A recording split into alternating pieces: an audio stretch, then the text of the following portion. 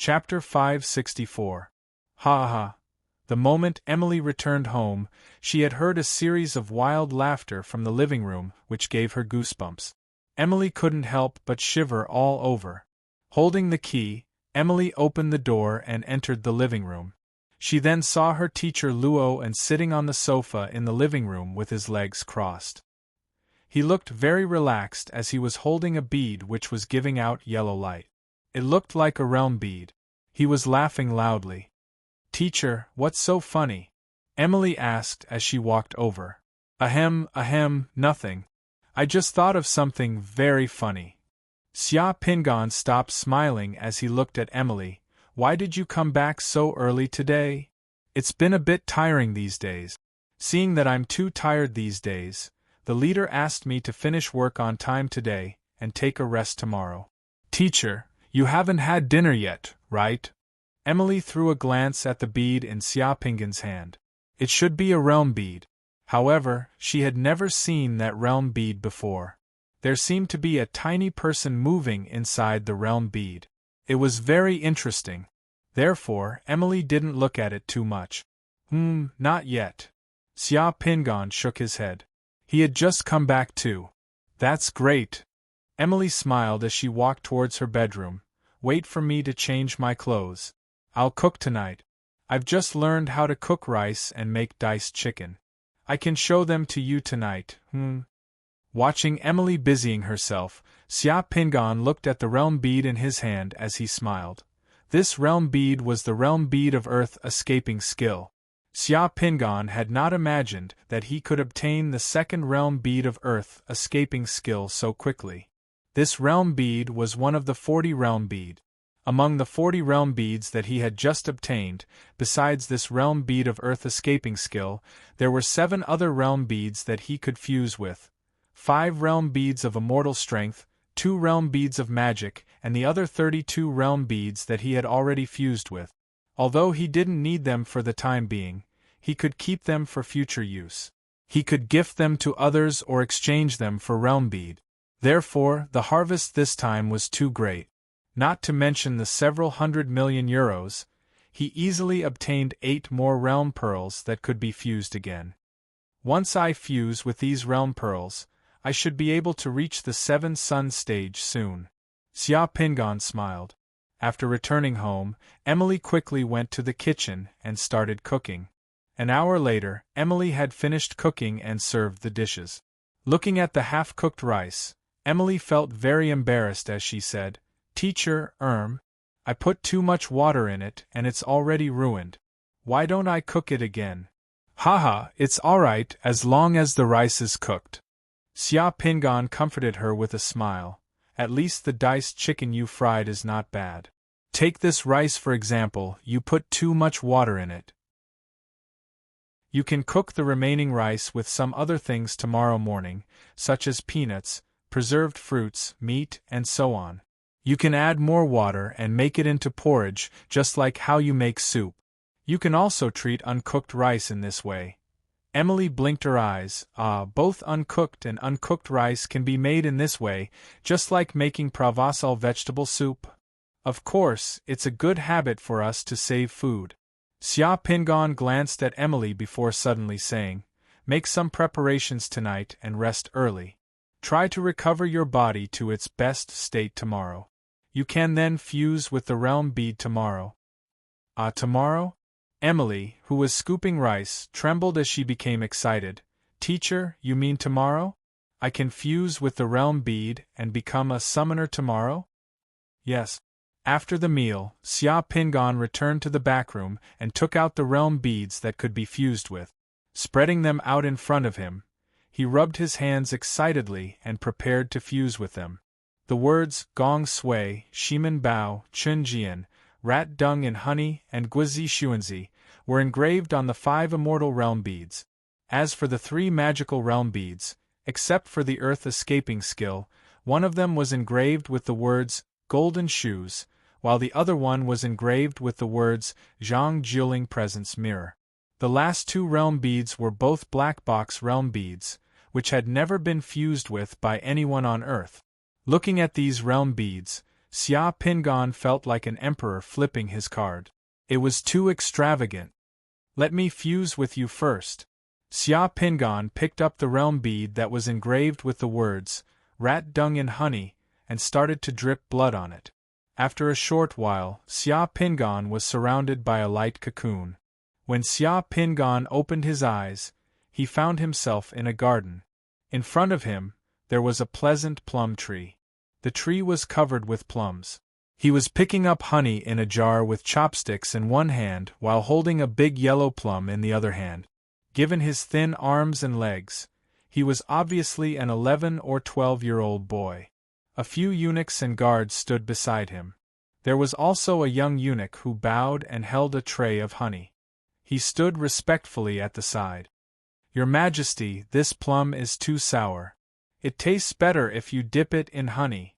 An old eunuch holding a horsetail whisk said kindly. At the sight of this scene, Xia Pingan said inside, "It's really Sun Liang." Xia Pingan looked at the jar with honey again. After picking it up with chopsticks, several black rat dung emerged from the honey, which made him lose his appetite at once. Xia Pingan picked up 2 rat dung with chopsticks and put it on the tray. He then asked the eunuch beside him, "Why is there rat dung in the honey?" Seeing the emperor picking rat dung from the honey, the eunuchs beside him also changed their faces greatly. The eunuch holding the tray was almost scared out of his wits. He was dumbfounded at once and hurriedly knelt down in front of Xia Pingan. "Your Majesty, I really don't know why there is rat dung in the honey jar. I'm just responsible for bringing the honey here. The honey is usually kept by the Zhongli in the palace." "Bastard, you're tired of living. How dare you put something dirty in the food that your Majesty eat? You don't even know the rules in the palace. Go and beat the Zhongli to death." The old eunuch beside him was so angry that he directly ordered the internal officer beside him to deal with the Zhongli. "Wait," Xia Pingan calmly said, "it's tyrannical to kill without teaching. Call the Zhongli in first and ask him about it." Yes. A few minutes later, the Zhongli in the palace came. The Zhongli was also a eunuch. Seeing the emperor eating rat dung in the honey he stored, the Zhongli was so scared that he almost cried. He suddenly knelt down on the ground and hurriedly kowtowed. "Your Majesty, I really don't know. The honey has always been in the warehouse. I've been inspecting it every day. There's no mistake." "Oh, then tell me, how did the rat dung come from?" Xia Pingan asked. "I deserve to die, but I really don't know," the Zhongli said with a pale face and trembling. The eunuch next to him who took the honey suddenly interrupted. "Your Majesty, it must be because he was lazy and didn't take care of the things in the warehouse. That's why the rats stole the honey and put the rat dung in the honey. It ruined your Majesty's mood." "This is a great disrespect," Xia Pingan smiled, pointed to the eunuch who interrupted, and asked the Zhongli, "Did this person ask you for anything? Tell me the truth." The Zhongli kneeling on the ground suddenly remembered something. "Your Majesty, I remember. When I was in charge of the warehouse, this person often came to me to ask for all kinds of food. I was doing my duty, so I didn't give him anything. He must have a grudge and took the opportunity to frame me." The eunuch's face changed greatly. "Your Majesty, the Zhongli slandered me. I never asked him for food. He framed a good person and wanted to exonerate himself." The Zhongli and the eunuch directly quarreled in front of Xia Pingan. Both of them said that they were right. Even the old eunuch next to them was in a dilemma. He didn't know who was right and who should be punished. "Your Majesty, what do you think we should do now?" the old eunuch asked. "It's not difficult. You show me a piece of rat feces. If this rat feces fell into the honey from the warehouse before, the inside of the rat feces must be as wet as the outside. If this rat feces was just thrown in, not long ago, the inside of the rat feces would be dry." The old eunuch took a piece of rat feces with his hand and opened it. He saw that the inside of the rat feces was really dry, which was completely different from the outside of the rat feces. "Your Majesty, please spare my life. I was wrong. The eunuch who just held the honey jar suddenly changed his face and knelt down in front of Xia Pingan. Xia Pingan didn't bother to say anything. He just waved his hand, and the guards next to him rushed up and directly dragged the frightened eunuch away. First, he asked for something from the warehouse, then he used rat feces to harm people and deceived the emperor. How could he be kept alive? According to the law, he should be beheaded. The world of the boundary pearl was shattered in the blink of an eye. In the secret chamber, Xia Pingan opened his eyes. It had only been 2 minutes since he fused with this realm pearl, which increased the upper limit of his divine energy by 10 points. Xia Pingan then picked up Gong Sui's realm pearl and started to fuse with it. Gong Sui was an official of the Western Han dynasty and had served as the governor of Bohai Sea. He had left many stories in history. It was unknown what story this realm pearl was telling. These divine power realm beads were not difficult for Xia Pingan at all. In less than an hour, the 5 divine power realm beads were completely fused. Then, Xia Pingan picked up the realm pearl of the golden shoes and started to fuse with it. If Xia Pingan guessed correctly, this realm pearl should be telling the story of Qi Jinggong. Qi Jinggong was a man who made himself the most expensive and luxurious pair of golden shoes in history in order to show off in China. It could be said that Qi Jinggong was the founder of the shoe lovers. However, although that pair of golden shoes was beautiful and luxurious, it wasn't comfortable to wear, especially in winter. In the end, it was mocked by Yan Zi. Chapter 565.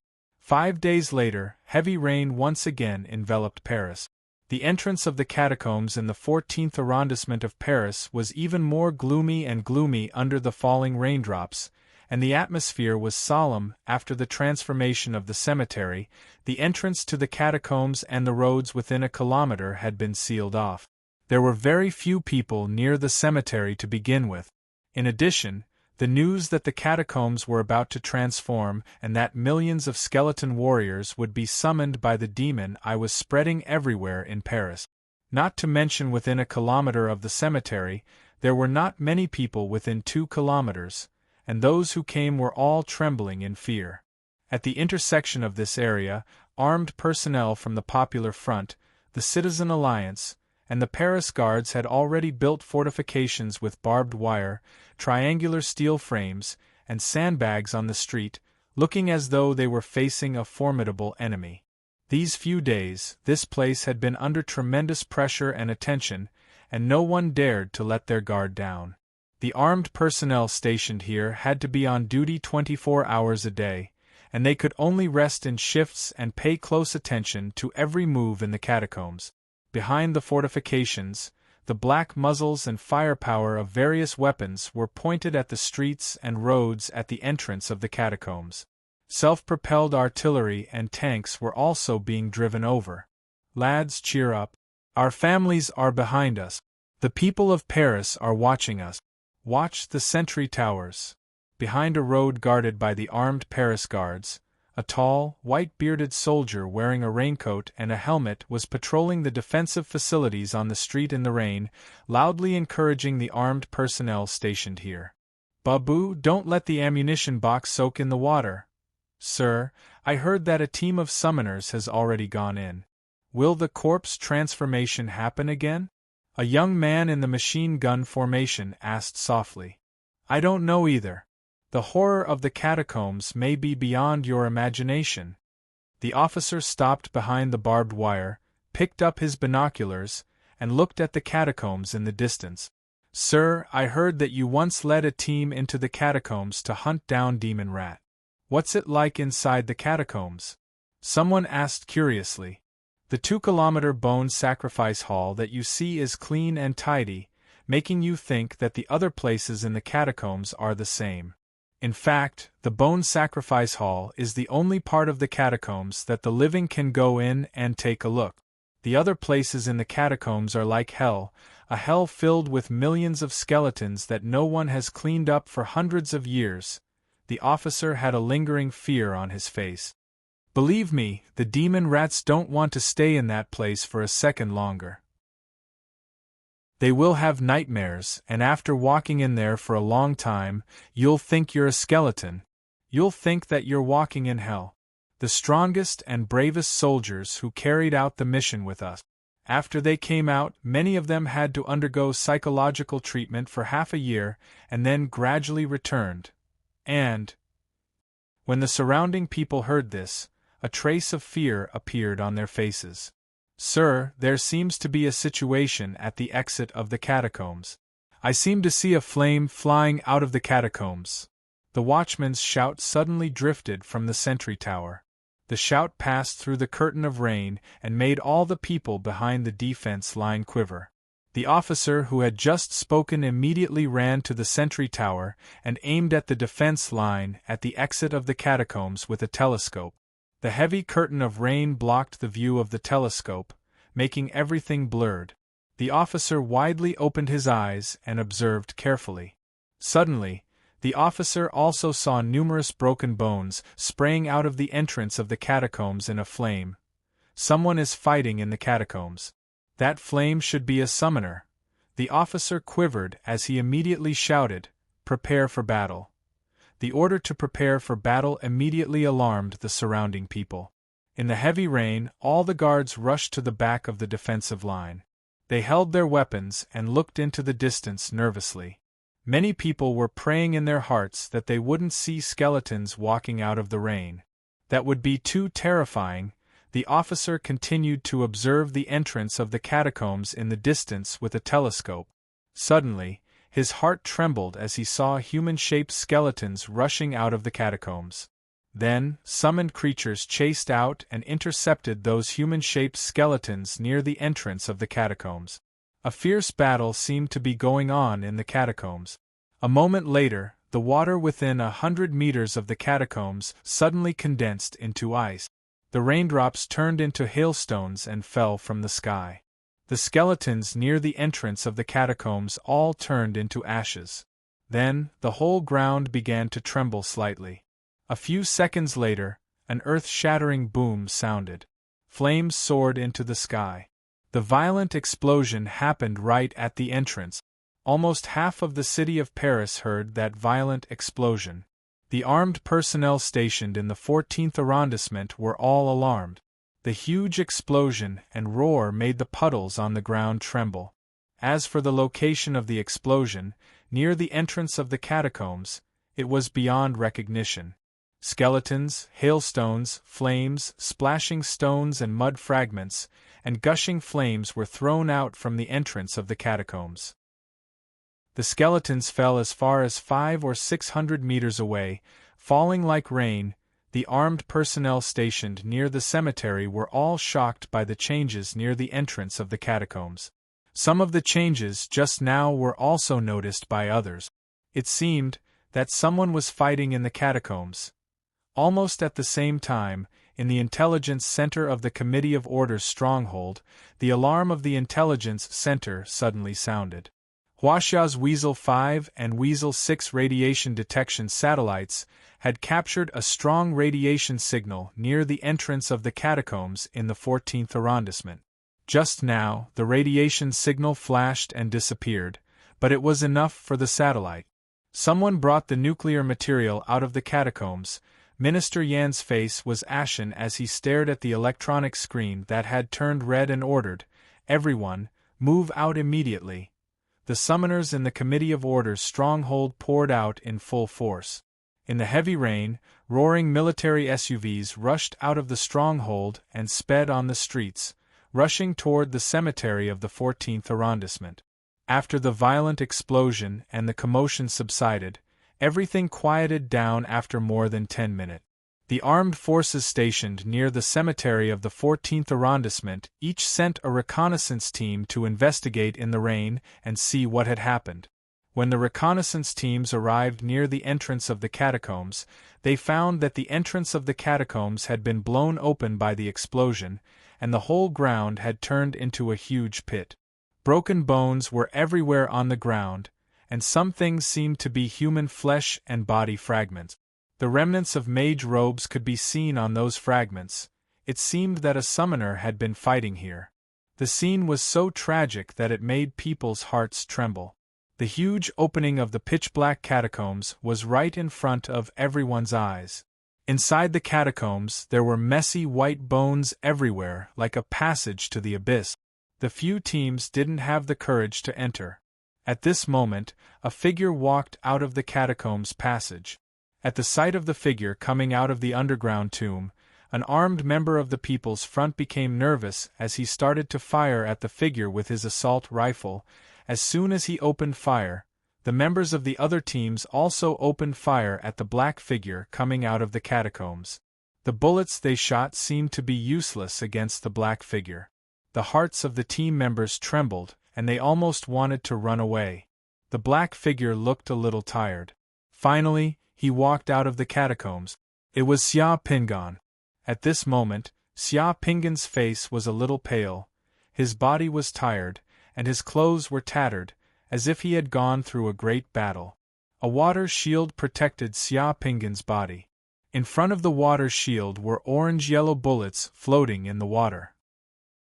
The bullets from the assault rifle were like tickles to the water shield. Chapter 566. Those who were shooting at Xia Pingan hurriedly retreated at the sight of Xia Pingan.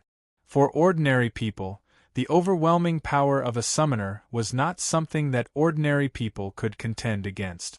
However, some people noticed that Xia Pingan's black hair and black eyes resembled a powerful summoner who had destroyed the Doomsday Gang in Paris. It was said that the powerful summoner had already entered the underground tomb. Stop shooting. A commander of the People's Needle and Thread Department immediately shouted at the sight of Xia Pingan's appearance. "I'm Xia Pingan." Xia Pingan said softly. His voice was not loud, but it was still clearly heard by everyone in the heavy rain.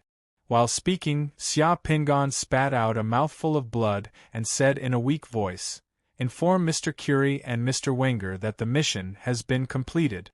The crisis in Paris has been resolved." The shooting finally stopped. Under everyone's gazes, Xia Pingan walked out of the crater that was filled with broken bones and rubble with a somewhat unsteady gait. Behind Xia Pingan, several elite slave soldiers carried a heavy metal container with a thick lead apron and walked out of the underground tomb step by step. That metal container with a thick lead apron was provided to Xia Pingan by the Committee of Order. If nuclear materials were found in the underground tomb, they would be used to store the nuclear materials in order to prevent them from leaking. "Everyone, don't get close. Please stay on guard outside. This container contains nuclear materials. I have to ensure the safety of these nuclear materials." As Xia Pingan spoke, several elite slave soldiers who had brought the container of nuclear materials out of the underground tomb put the financial container on the ground and took a vigilant posture. They pointed the weapons in their hands at the outside and prohibited anyone from getting close. The teams guarding the 14th district were all alarmed. Many people rushed over and set up another perimeter around Xia Pingan. Looking at the pitch-black pit and the numerous broken bones around it, as well as the nuclear materials protected by the elite slave soldiers, the local armed personnel who had rushed over looked at Xia Pingan with reverence. Some even saluted Xia Pingan. Xia Pingan looked exhausted after a great battle. He took out a pill bottle and swallowed a handful of Shenlidan. He had indeed consumed a lot of divine power and tons of explosives to create such a huge commotion at the entrance of the cave. However, it seemed to be very effective. The summoners of the Committee of Order and Dragon Group had arrived. Mr. Curie, Wenger, Farinen, Renault and the others had all braved the rain to come. They passed through the crowd and saw the weak Xia Pingan. They also saw the nuclear materials guarded by several elite slave soldiers behind Xia Pingan. Tu Polu and the others were the first to rush over. Li Yunzhou and Tu Polu immediately supported Xia Pingan. Fang Lingxian directly summoned a slave soldier and took a radiation detector to check the readings of the financial container containing the nuclear materials. The container is safe. The radiation readings are normal. There's no nuclear leakage. Hearing Fong Lingxuan's words, everyone heaved a sigh of relief. Mr. Roan, you've saved Paris again. Mr. Curie excitedly held Xia Pinggan's hand and said. The success of Xia Pinggan's operation had once again proved that Mr. Curie's foresight and strategy were correct. Mr. Roan, I'll propose to the President that you be awarded the Order of the Knight of France. You're a hero, Wenger also said excitedly. Xia Pinggan's expression seemed to have eased a little. Mr. Curie, Mr. Wenger, everyone, after an intense battle, our mission has been completed. The castle and altar of the demon eye in the catacombs have been destroyed, and the catacombs are safe. You can send people in to check. My companions have already left, and I want to have a good rest now. I suggest that you find a summoner with the Requiem banner to completely purify all the bones in the catacombs so that the undead can rest in peace and not be disturbed. Otherwise, as long as the catacombs exist, Paris will not be able to truly obtain peace. There will also be evil forces that want to enter and do something with the bones inside. Mr. Roan, we'll seriously consider your suggestion. Then we'll start the plan.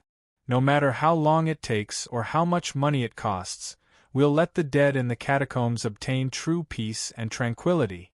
Mr. Curie said. Xia Pinggan smiled weakly and pointed to the metal container with a thick lead apron behind him. You can discuss how to deal with this thing yourselves. Mr. Wenger looked at the container and wanted to stand up and say something, but Tu Polu threw the metal container containing the nuclear materials onto their SUV and gave a look to a member of the Dragon Group.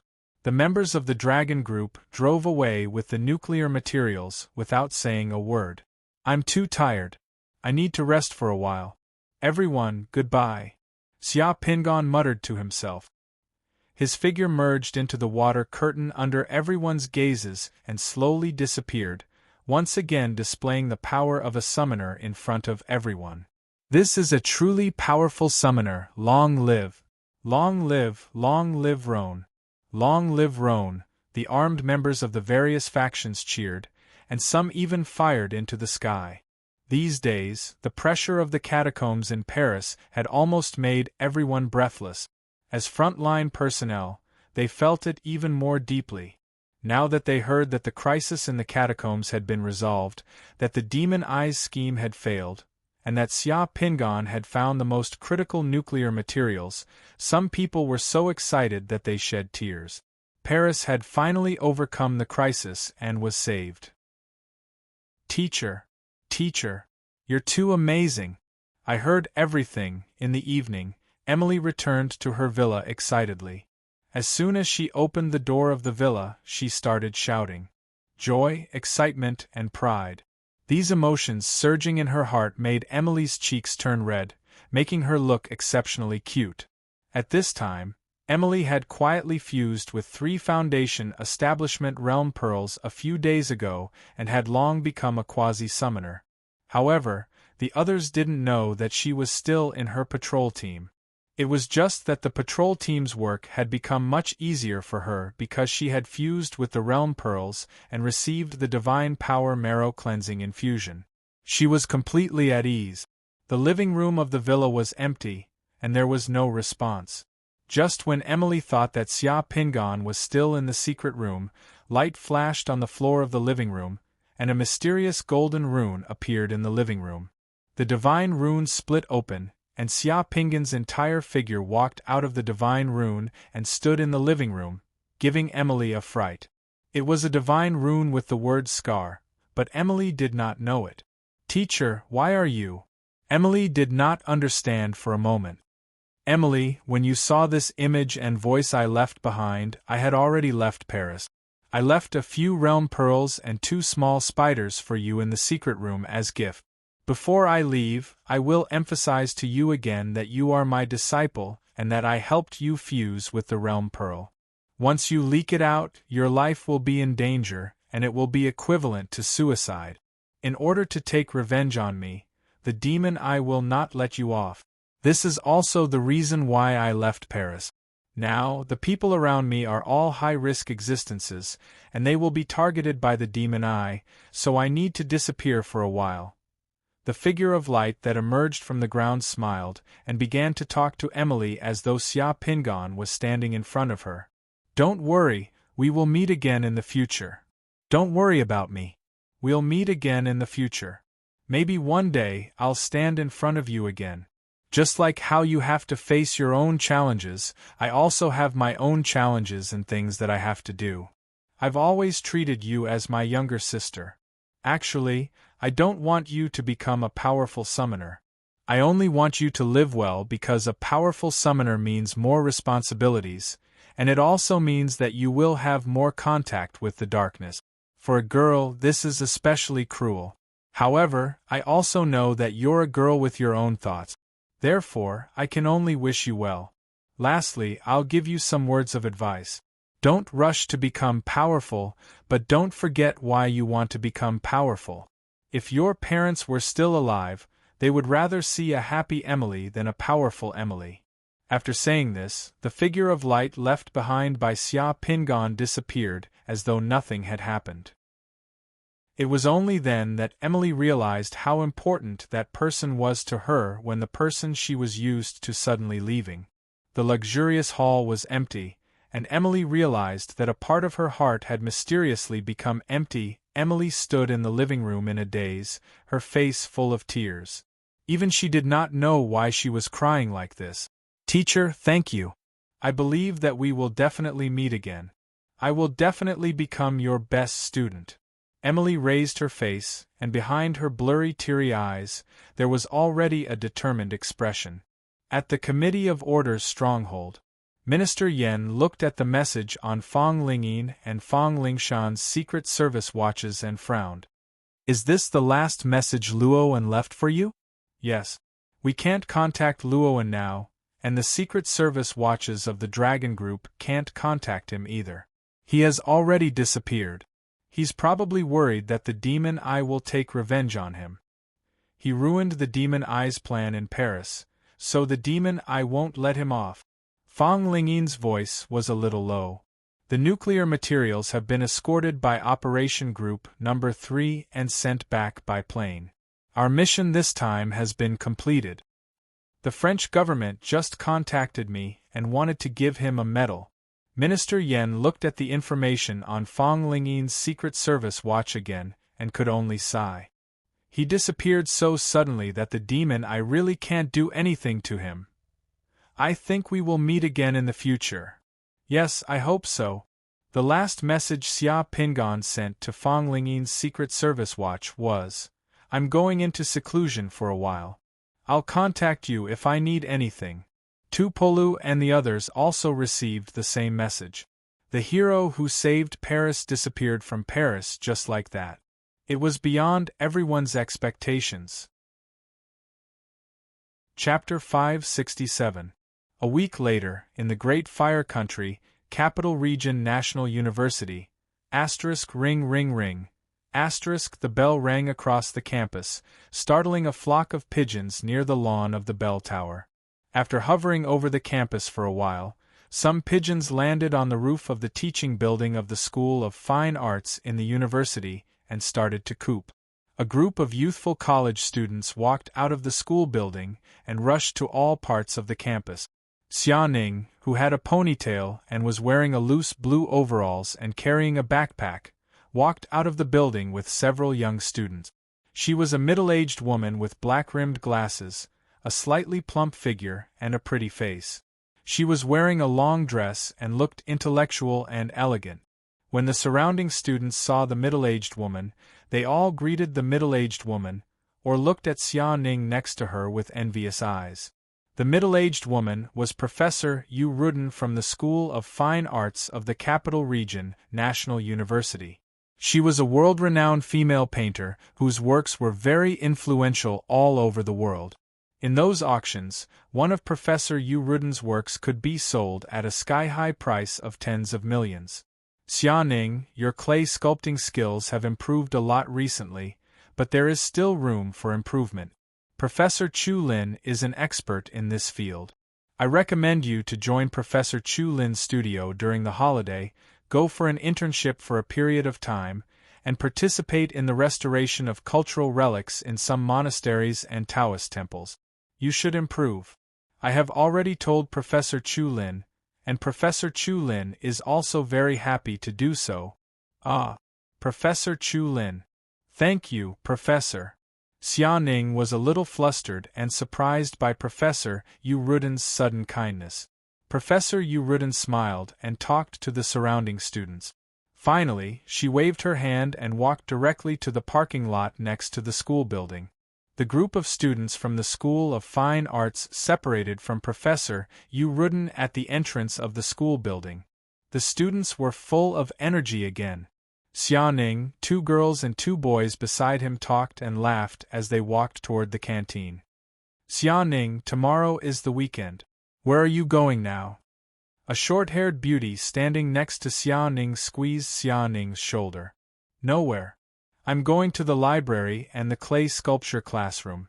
Xia Ning touched his stomach and looked at the canteen in the distance, revealing his true colors of a foodie. I feel like I'm starving. Xia Ning, you're a real man. Have you noticed that Professor Yu has been taking care of you these days? A round-faced girl looked at Xia Ning enviously. Oh really? The people in Professor Chu Lin's studio are all very capable seniors. Professor Chu Lin is very picky. Professor Yu rarely recommends new people to intern there. A boy next to her pushed his glasses and looked at Xia Ning enviously. One of our seniors applied several times, but Professor Chu Lin didn't agree. Ever since your grandfather came to the school to see you last time, the dean of the School of Fine Arts smiled much more kindly when he saw you. You didn't tell us before that your grandfather is so powerful.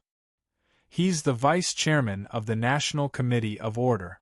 If your grandfather didn't come once, we don't know how long you would hide it from us. Yes, yes. So today, it's your treat. Does everyone agree? Yes. How many times have I said it? I really don't have much to do with the old man. Xia Ning said helplessly. Okay, we understand. Keep a low profile. The people next to him looked at each other and laughed tacitly. No one believed Xia Ning's explanation, including the leaders of the School of Fine Arts. Xia Ning, who was surrounded and ridiculed by people, could only smile bitterly. There was no way to explain at all.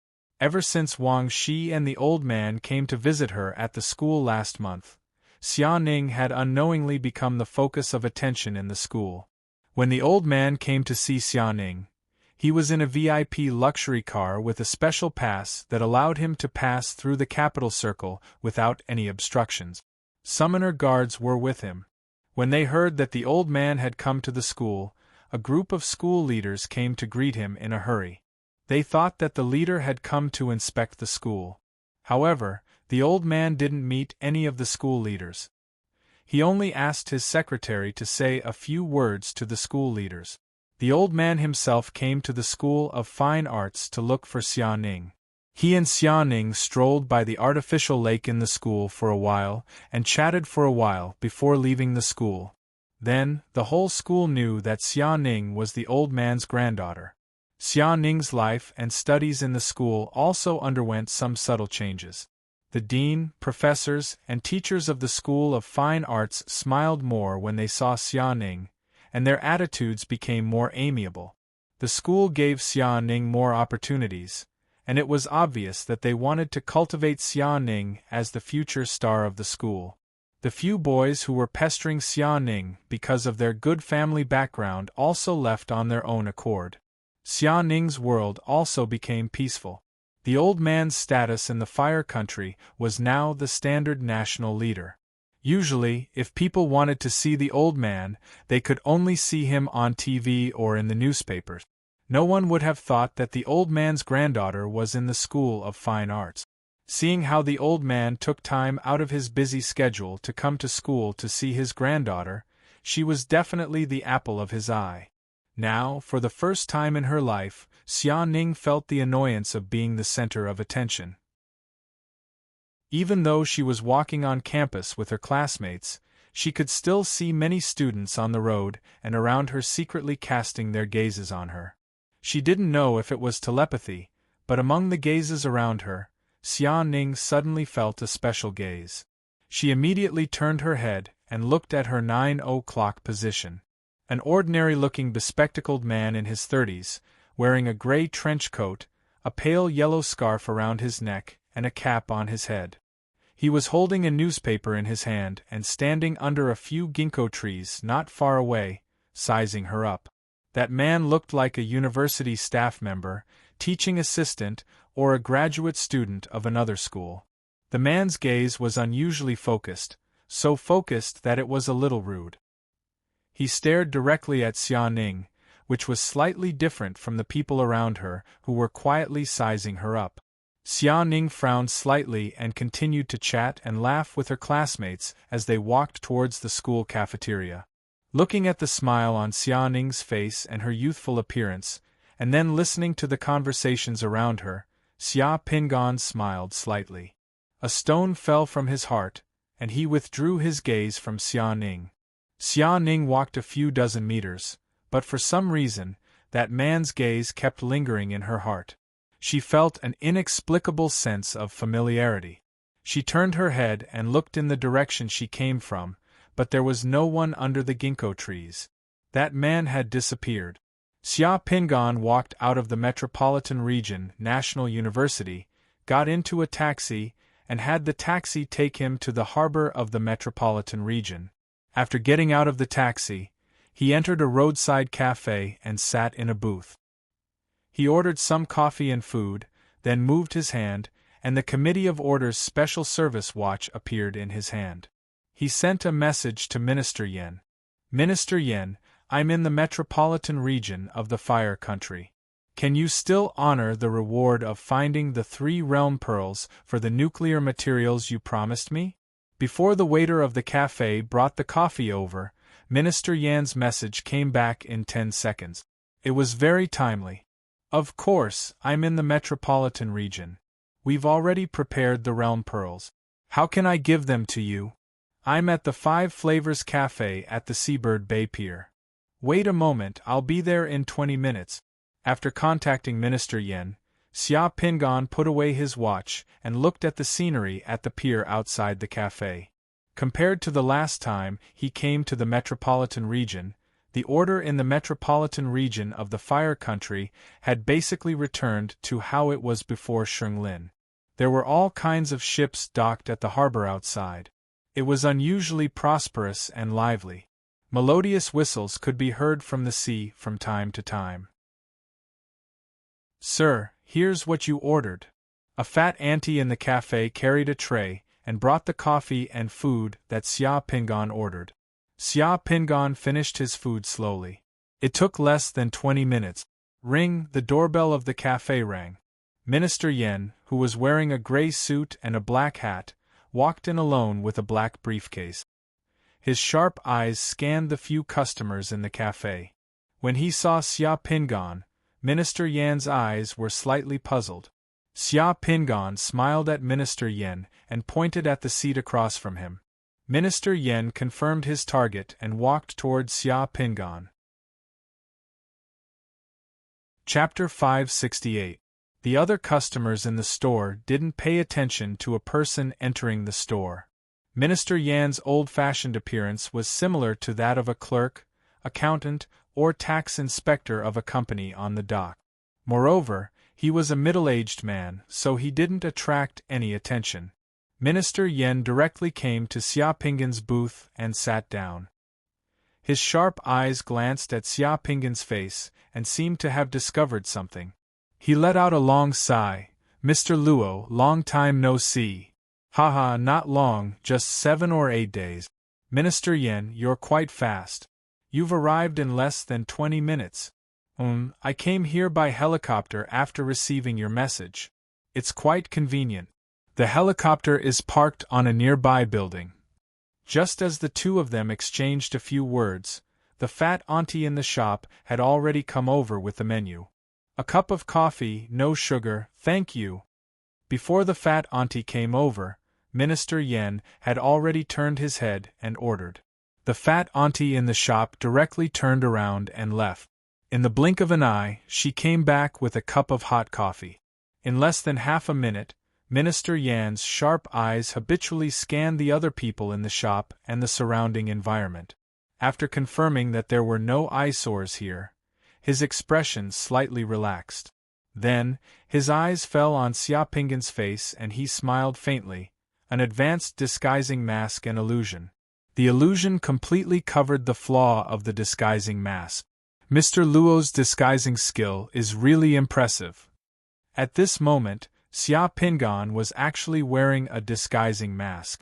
At the same time, he also applied a little illusion effect to his face. The combination of the two made it almost impossible for ordinary people to distinguish him. The disguising mask was found in the skeleton castle of the Demon's Eye in the Paris catacombs. The first time Xia Pingan went to the skeleton castle, he killed all the people in the castle and did not search the castle carefully. When he went in the second time, in order to set up the scene, he almost blew up half of the castle. As a result, he found some useful things, and this disguising mask was one of them. He did not use a transformation skill but used a disguising mask and illusion to change his appearance. Although the latter was troublesome to use, it was a means for Xia Pingan to protect himself and deliberately mislead others. If he wanted to use a transformation secret technique to change his identity and face in the future, it would be seamless, and it would be difficult for the Committee of Order to suspect him. You should know my current situation. I have to be careful. Xia Pingan sighed. The Demon's Eye has offered a reward of 1 billion euros for my head. If I appear, all the assassins in the world will come looking for me. Just a few days ago, the French government held a press conference and awarded Luo and the Order of France without his attendance. On the same day, Luo N's bounty was posted on the dark web. 1 billion euros was the price offered by the Demon's Eye. Mr. Luo N's companions are very powerful. Minister Yan smiled at Xia Pingan. If our Committee of Order has similar missions in the future, I wonder if you can invite Mr. Luoan to invite your friends to complete them together? The reward can be discussed. After Xia Pingan completed the mission, Minister Yan personally entered the catacombs to understand the situation. From the information he learned, Minister Yan concluded that Xia Pingan's team had at least 5 to 7 summoners above the 4th elemental realm to be able to destroy the altar of the Demon's Eye with the mages of the Demon's Eye. It seemed that Mr. Luoan was not a lone ranger. There was an 80% chance that there was a powerful and secretive summoner organization or a group of summoner companions with extremely strong mobility behind Luo. Unfortunately, this organization was hostile to the Demon's Eye and could be roped in. This was the conclusion of Minister Yan's final report on the Paris operation submitted to the Committee of Order. The situation is tense now, and my friends have to rest for a while. It's not convenient for them to come out for the time being. Some of them aren't as carefree as I am. Xia Pingan shrugged and spread his hands. Understood. Minister Yan nodded understandingly. Then he pushed the black briefcase over and opened it, revealing the things inside. The 3 realm beads rewarded for the Paris mission are inside. These 3 realm beads should be rare. You can take a look. This realm bead is the Divine Eye realm bead. Minister Yan pointed to a silver realm bead with the words Ji Chang Shui Xian Xiaozhuan and said to Xia Pingan. Then he pointed to a realm bead with the words Shi Kuang Lun Shui and Xiaozhuan. The divine runes on these 2 divine power realm beads are the same. We guess that these 2 realm beads might have some special connection, so these 2 realm beads are often placed together. The divine runes on the 2 realm beads that Minister Yan mentioned were the same, were only the word study in Xiaozhuan. Xia Pingan pretended to nod with a solemn expression. Minister Yan pointed to the 3rd realm bead. This is a very rare realm bead that can summon architect. Although only a few people have successfully fused with this realm bead in hundreds of years, fortunately, the mortality rate of this realm bead is very low. Basically, no one will die. What do you think, Mr. Luoan? Are you satisfied? Of course, Xia Pingan was satisfied. He had never fused with these 3 realm beads before, so of course he was satisfied. As for the realm bead that could summon architects that Minister Yen mentioned, it had the words Yu Hao's pagoda on it. This was no stranger to Xia Pingan. Anyone who studied architecture should know about this great figure in the history of Huaxia. Yu Hao was the author of the first wooden construction manual in human history, the Wood Scripture. Ouyang Xiu had once described the construction process of the Kaibao Temple Pagoda in Kaifeng, Hunan, that Yu Hao had presided over. During the construction of this pagoda, Yu Hao had even considered the influence of the weather and wind on the day of Kaibao Temple Pagoda in the next 100 years. It could be said to be a model in the history of architecture. Upon hearing what Minister Yen said, Xia Pingan knew why so few people could successfully fuse with the realm bead Yu Hao's pagoda. Even if the summoner who fused with it knew architecture, it was very difficult to reach Yu Hao's height. Very good. I'll accept these 3 realm beads. Xia Pingan moved his hand and put the 3 realm beads in his briefcase into his space warehouse. Mr. Luoan, are you going to stay in the fire country for a while? Minister Yen asked. It depends on the situation. I might stay for a while, or I might leave soon, understood. The demon eyes are not so rampant in the fire country. If Mr. Luoan has any questions, you can contact me at any time. The door of the Committee of Order is always open to Mr. Luoan. Thank you. I believe we will have a chance to cooperate. This is the key to the safe house of the Committee of Order in the Capital Circle. If Mr. Luoan needs it, you can go to the safe house to avoid the limelight. If you encounter danger, the Special Operations Forces of the Committee of Order will rush to the safe house in the shortest time possible. The address of the safe house is in the envelope. Minister Yen took out an envelope and handed it over.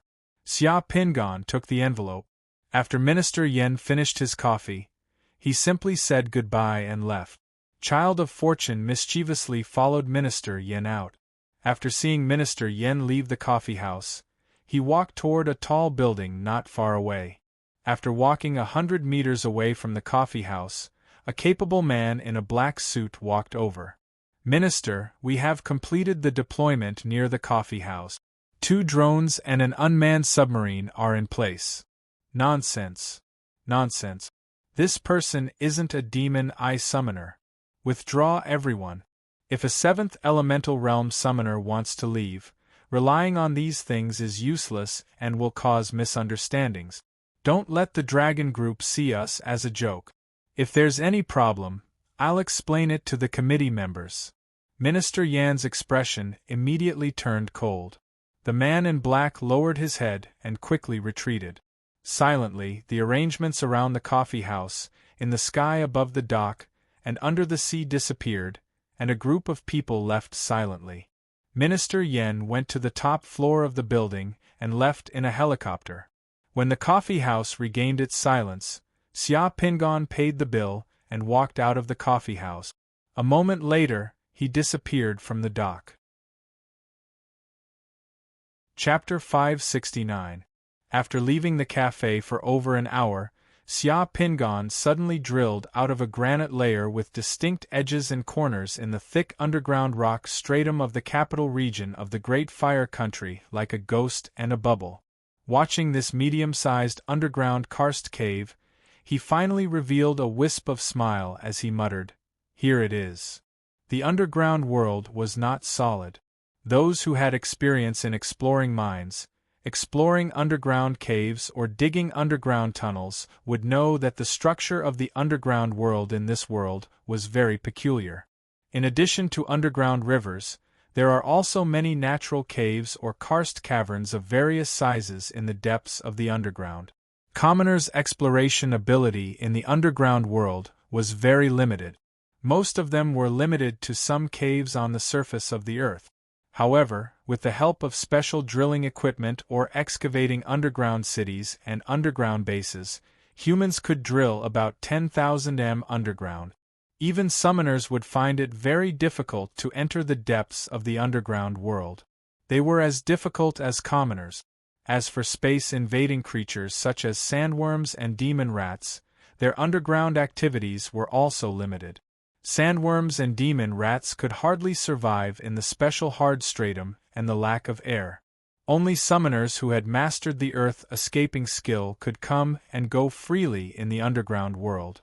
After leaving the cafe, Xia Pingon sneaked into the underground of the Country of Fire's capital when no one was paying attention. He started to find a place to stay underground. Xia Pingon had already found some underground crevices and natural karst cave. Those underground crevices and karst caves were either too shallow to the surface of the earth, only hundreds of meters or 1,000 to 2,000 meters deep, or they were relatively closed without air, or the temperature and humidity were not suitable. However, the underground karst cave in front of Zhangtai was pitch dark. Its volume was about 10,000 cubic meters. The karst cave was surrounded by granites and limestones. Among those granites and limestones, there were some crevices which were shorter than 10 centimeters and longer than half a meter. In those crevices, some underground mosses were growing on those rocks. Zhang Tai could faintly hear the sound of flowing water from the depths of the crevices. What was even rarer was that there was air here. It was not stuffy. The flowing underground river disturbed the air here. The air here might have existed when the landscape was formed millions of years ago, or it might have been brought by the underground river or the underground plants in the karst cave. But in any case, there was air here. Xia Pingon was very satisfied with the environment here. It was estimated that no living creatures would come to this place for millions of years. The underground rock layer more than 10,000 meters deep could hide all the divine power fluctuations here.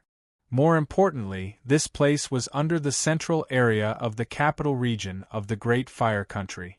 Above this karst cave was where the Ministry of Defense, the Committee of Order, the Congress, and other important institutions of Great Yin gathered. Needless to say, it was heavily guarded. No one would inexplicably carry out a 10,000-meter drilling project above. The Devil Eye and space-invading creatures also avoided this area. Therefore, the underground here was the safest place. No one would disturb this place. Department Head Yin probably didn't expect that I would be right under their noses. Xia Pingon smiled. He looked at the strange rocks around him. With a wave of his hand, the sky-burning vermilion bird was summoned. The fiery red sky-burning vermilion bird brought red light and heat to this place that had been without light for millions of years. The high temperature brought by the sky-burning vermilion bird directly melted a large piece of granite that was as rugged as a mountain. A hemispherical space was melted in the granite. Under the flames of the sky-burning vermilion bird, the melted granite was like clay in a child's hand. As it flowed, it gradually solidified into a simple stone bed and stone table. As the sky-burning vermilion bird flapped its wings, the heat of the melted granite converged into sparks and was absorbed by the sky-burning vermilion bird. After that, Xia Pingon waved his hand and put the sky-burning vermilion bird back into his secret mandala. When the sky-burning vermilion bird disappeared, a brilliant and tidy hemispherical space hidden in a huge rock appeared in front of Xia Pingon. In this space, there was a stone bed and a stone table. The stone bed and table were not delicate. They just looked like melted candles. However, they could basically be used.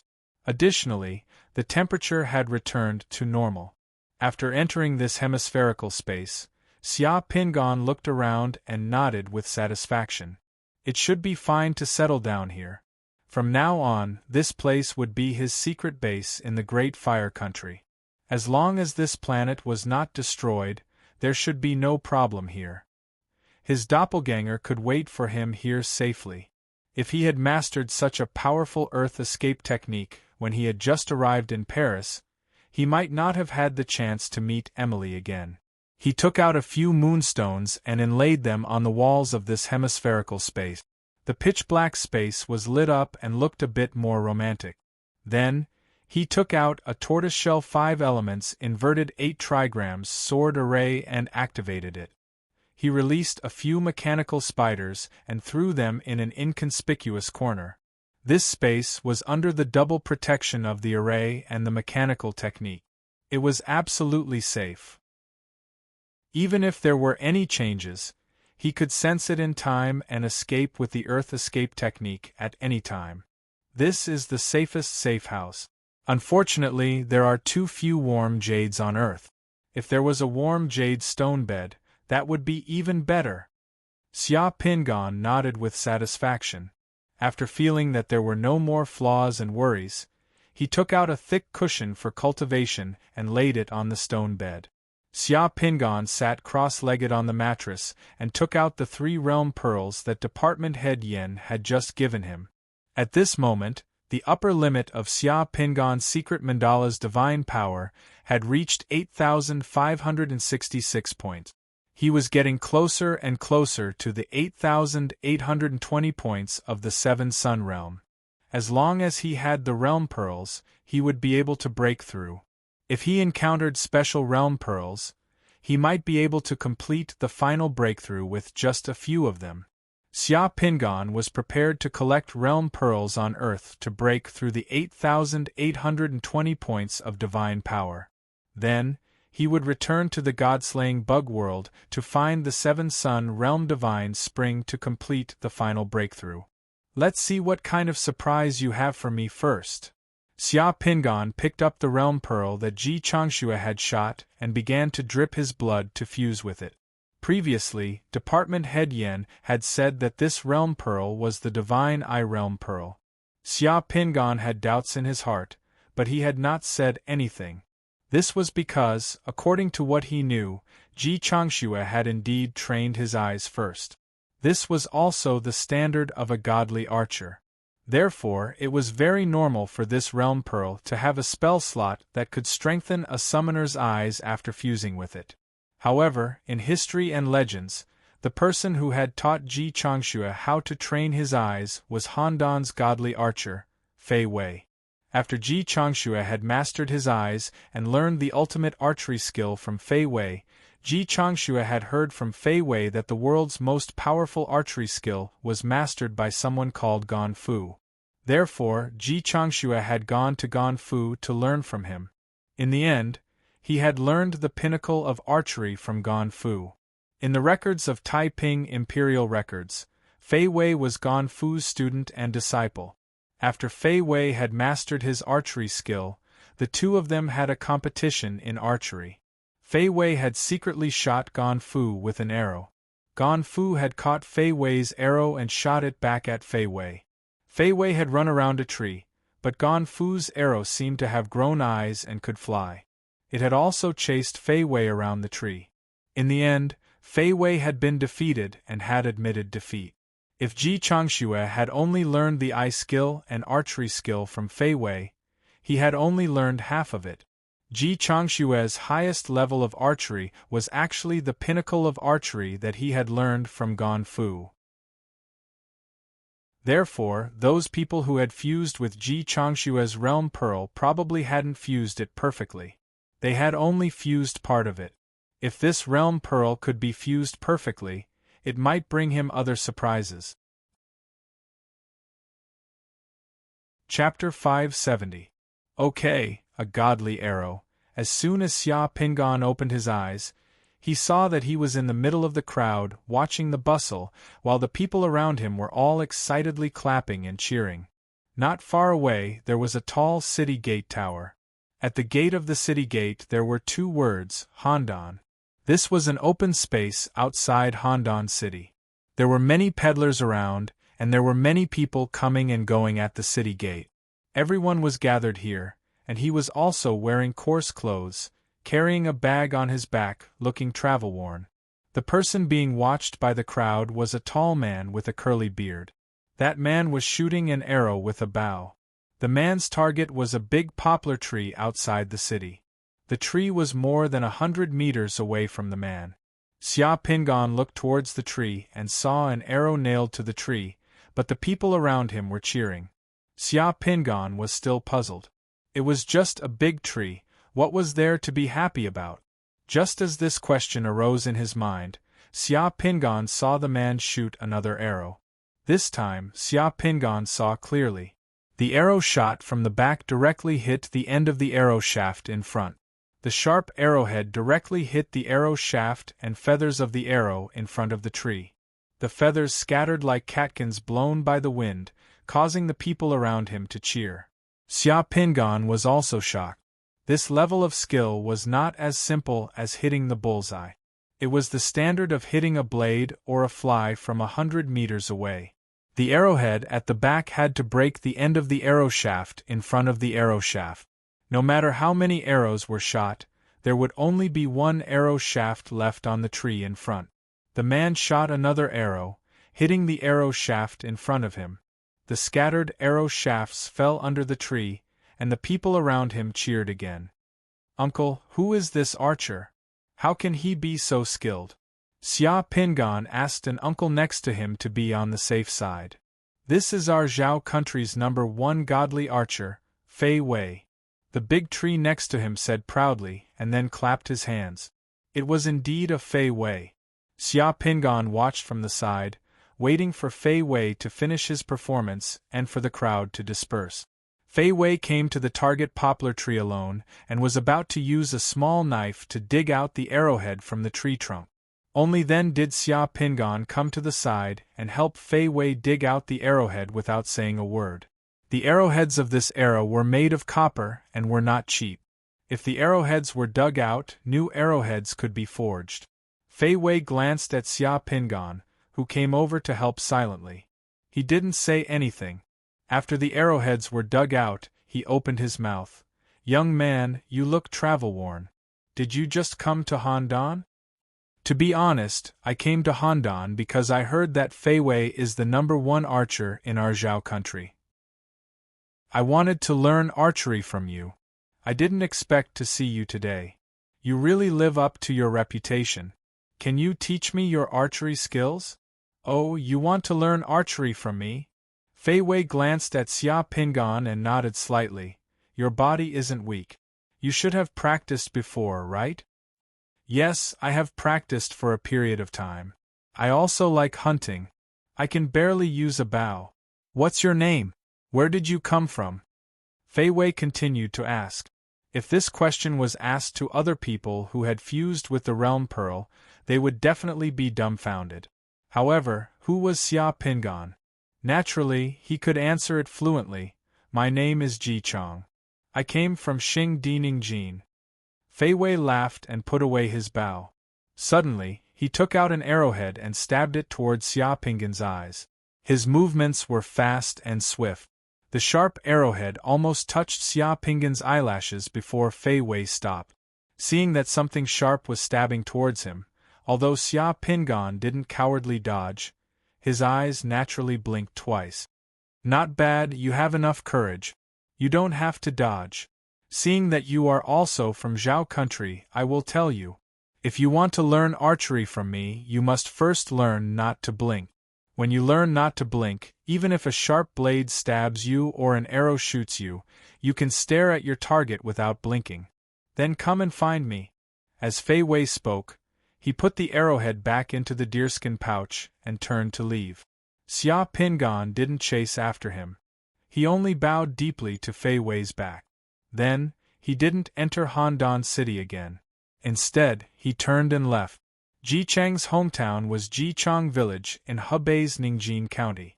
Of course, there was no Jichang Village at this time. Jichang Village was later changed to commemorate Jichang. The distance between Xingdi and Handan City wasn't far. In just 3 days, Xia Pingan had already returned to Ningjin County. Xia Pingan originally wanted to find someone to ask and find a way to return home first. However, as soon as he returned to Ningjin, he was recognized by an old man driving an ox cart on the road. The old man sat on the ox cart. When he passed by Xia Pingan, he tilted his head and looked at Xia Pingan. He smiled and said, "Isn't this Ji Chang? I heard that you went to Handan City to find a godly archer to learn archery. Did you learn it so quickly?"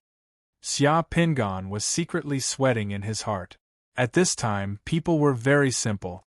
Ningjin wasn't that big, and normally there wouldn't be any news or gossip. A person from Ningjin went outside to find a godly archer to learn martial arts, and almost everyone in the county knew about it. This Ji Chang seemed to have some fame in Ningjin, and he was actually recognized. I met the godly archer. The godly archer said that my skill wasn't enough and that I should go home and practice more. Xia Pingan could only reply like this. Alright, I was just going to collect leather and pass by your house. Get on, it's on the way. Xia Pingan sighed in relief and directly got on the ox cart. On the ox cart, Xia Pingan found out about the situation of Ji Cheng's family after some indirect questioning. Ji Cheng's family conditions were actually very good. His family had accumulated wealth for several generations. In Ji Cheng's generation, the family had more than 300 mu of fertile land. Usually they could collect some rent. Because his family conditions were good, Ji Chang liked archery from a young age. He often went hunting with hunters and could even catch prey to sell. In Ningjin County, he was considered a famous archer and the son of a rich family. Many people knew about him. The old man driving the ox cart was called Feng. He was a small fur merchant in Ningjin County and could be considered acquaintances with Ji Chang. The ox cart moved slowly on the road. 2 hours later, the ox cart arrived at a village with hundreds of families. It stopped outside a courtyard with several courtyards and several large tiled houses. There was also a jujube tree in front of the courtyard. Alright, Ji Chang, you're home. I'll come back to collect the prey when I get it. I heard that there was a large worm in East Mountain a long time ago. A few days ago, a rich merchant came here to collect the skin of the large worm or those with arrow holes. Xia Pingan got off the ox cart and came to the door. He knocked on the door. After a short while, the door opened, revealing the face of a 15 to 16-year-old girl. The moment the girl saw Xia Pingan, she became excited and turned around to shout towards the house. Madam? Madam? Master is back. It's really here. Xia Pingan let out a sigh of relief and directly walked in. Then, he saw a beautiful woman in a dress and hairpin walking out quickly. When she saw Xia Pingan, the woman also let out a sigh of relief and revealed a smile. It's good that you're back. Xiaowan, go to the kitchen and tell Granny to cook 2 more dishes tonight. Okay. In Ji Chang's house, there was a virtuous wife, a maid, and a helper Granny. Ji Chang was the head of the family. Usually, the family's main income came from the rent. Because Ji Chang was powerful and had a group of friends in the farmstead and the county town, none of the tenants dared to not pay the rent. Therefore, the family's life was pretty good. At least they didn't have to run around for a living. Ji Chang could concentrate on archery and martial arts. When it was time to collect the rent, he would go and collect it. Ji Chang's wife was in charge of the family's big and small matters. The family lived a peaceful and happy life. Xia Pingan came back this time to practice his eyesight. Usually, Xia Pingan watched the clouds rise and fall, the sun rise and the moon fall, the eagles, the rabbits, the dogs in the farmstead, and the ants on the ground. He tried his best to keep his eyes open without blinking. Even if his eyes were red and tearing, he didn't blink. Ji Cheng's wife usually weaved at home. Xia Pingan lay directly under the loom and stared at the strings on the loom without blinking. This kind of training was extremely boring. If one did not have confidence and perseverance, they would give up halfway. In this way, after 2 years of staring, Xia Pingan trained Ji Chang's eyes until they were full of vigor. When Xia Pingan no longer blinked because of conditioned reflex and exhaustion, Xia Pingan went to Handan again and met Fei Wei again. Fei Wei still remembered Xia Pingan. After testing Xia Pingan's ability to not blink, Fei Wei knew that Xia Pingan really wanted to learn, so he said to Xia Pingan, "You just don't blink now, but it's not enough. If you want to become a godly archer, your eyes still can't see things. You have to train your eyes to see small things as big,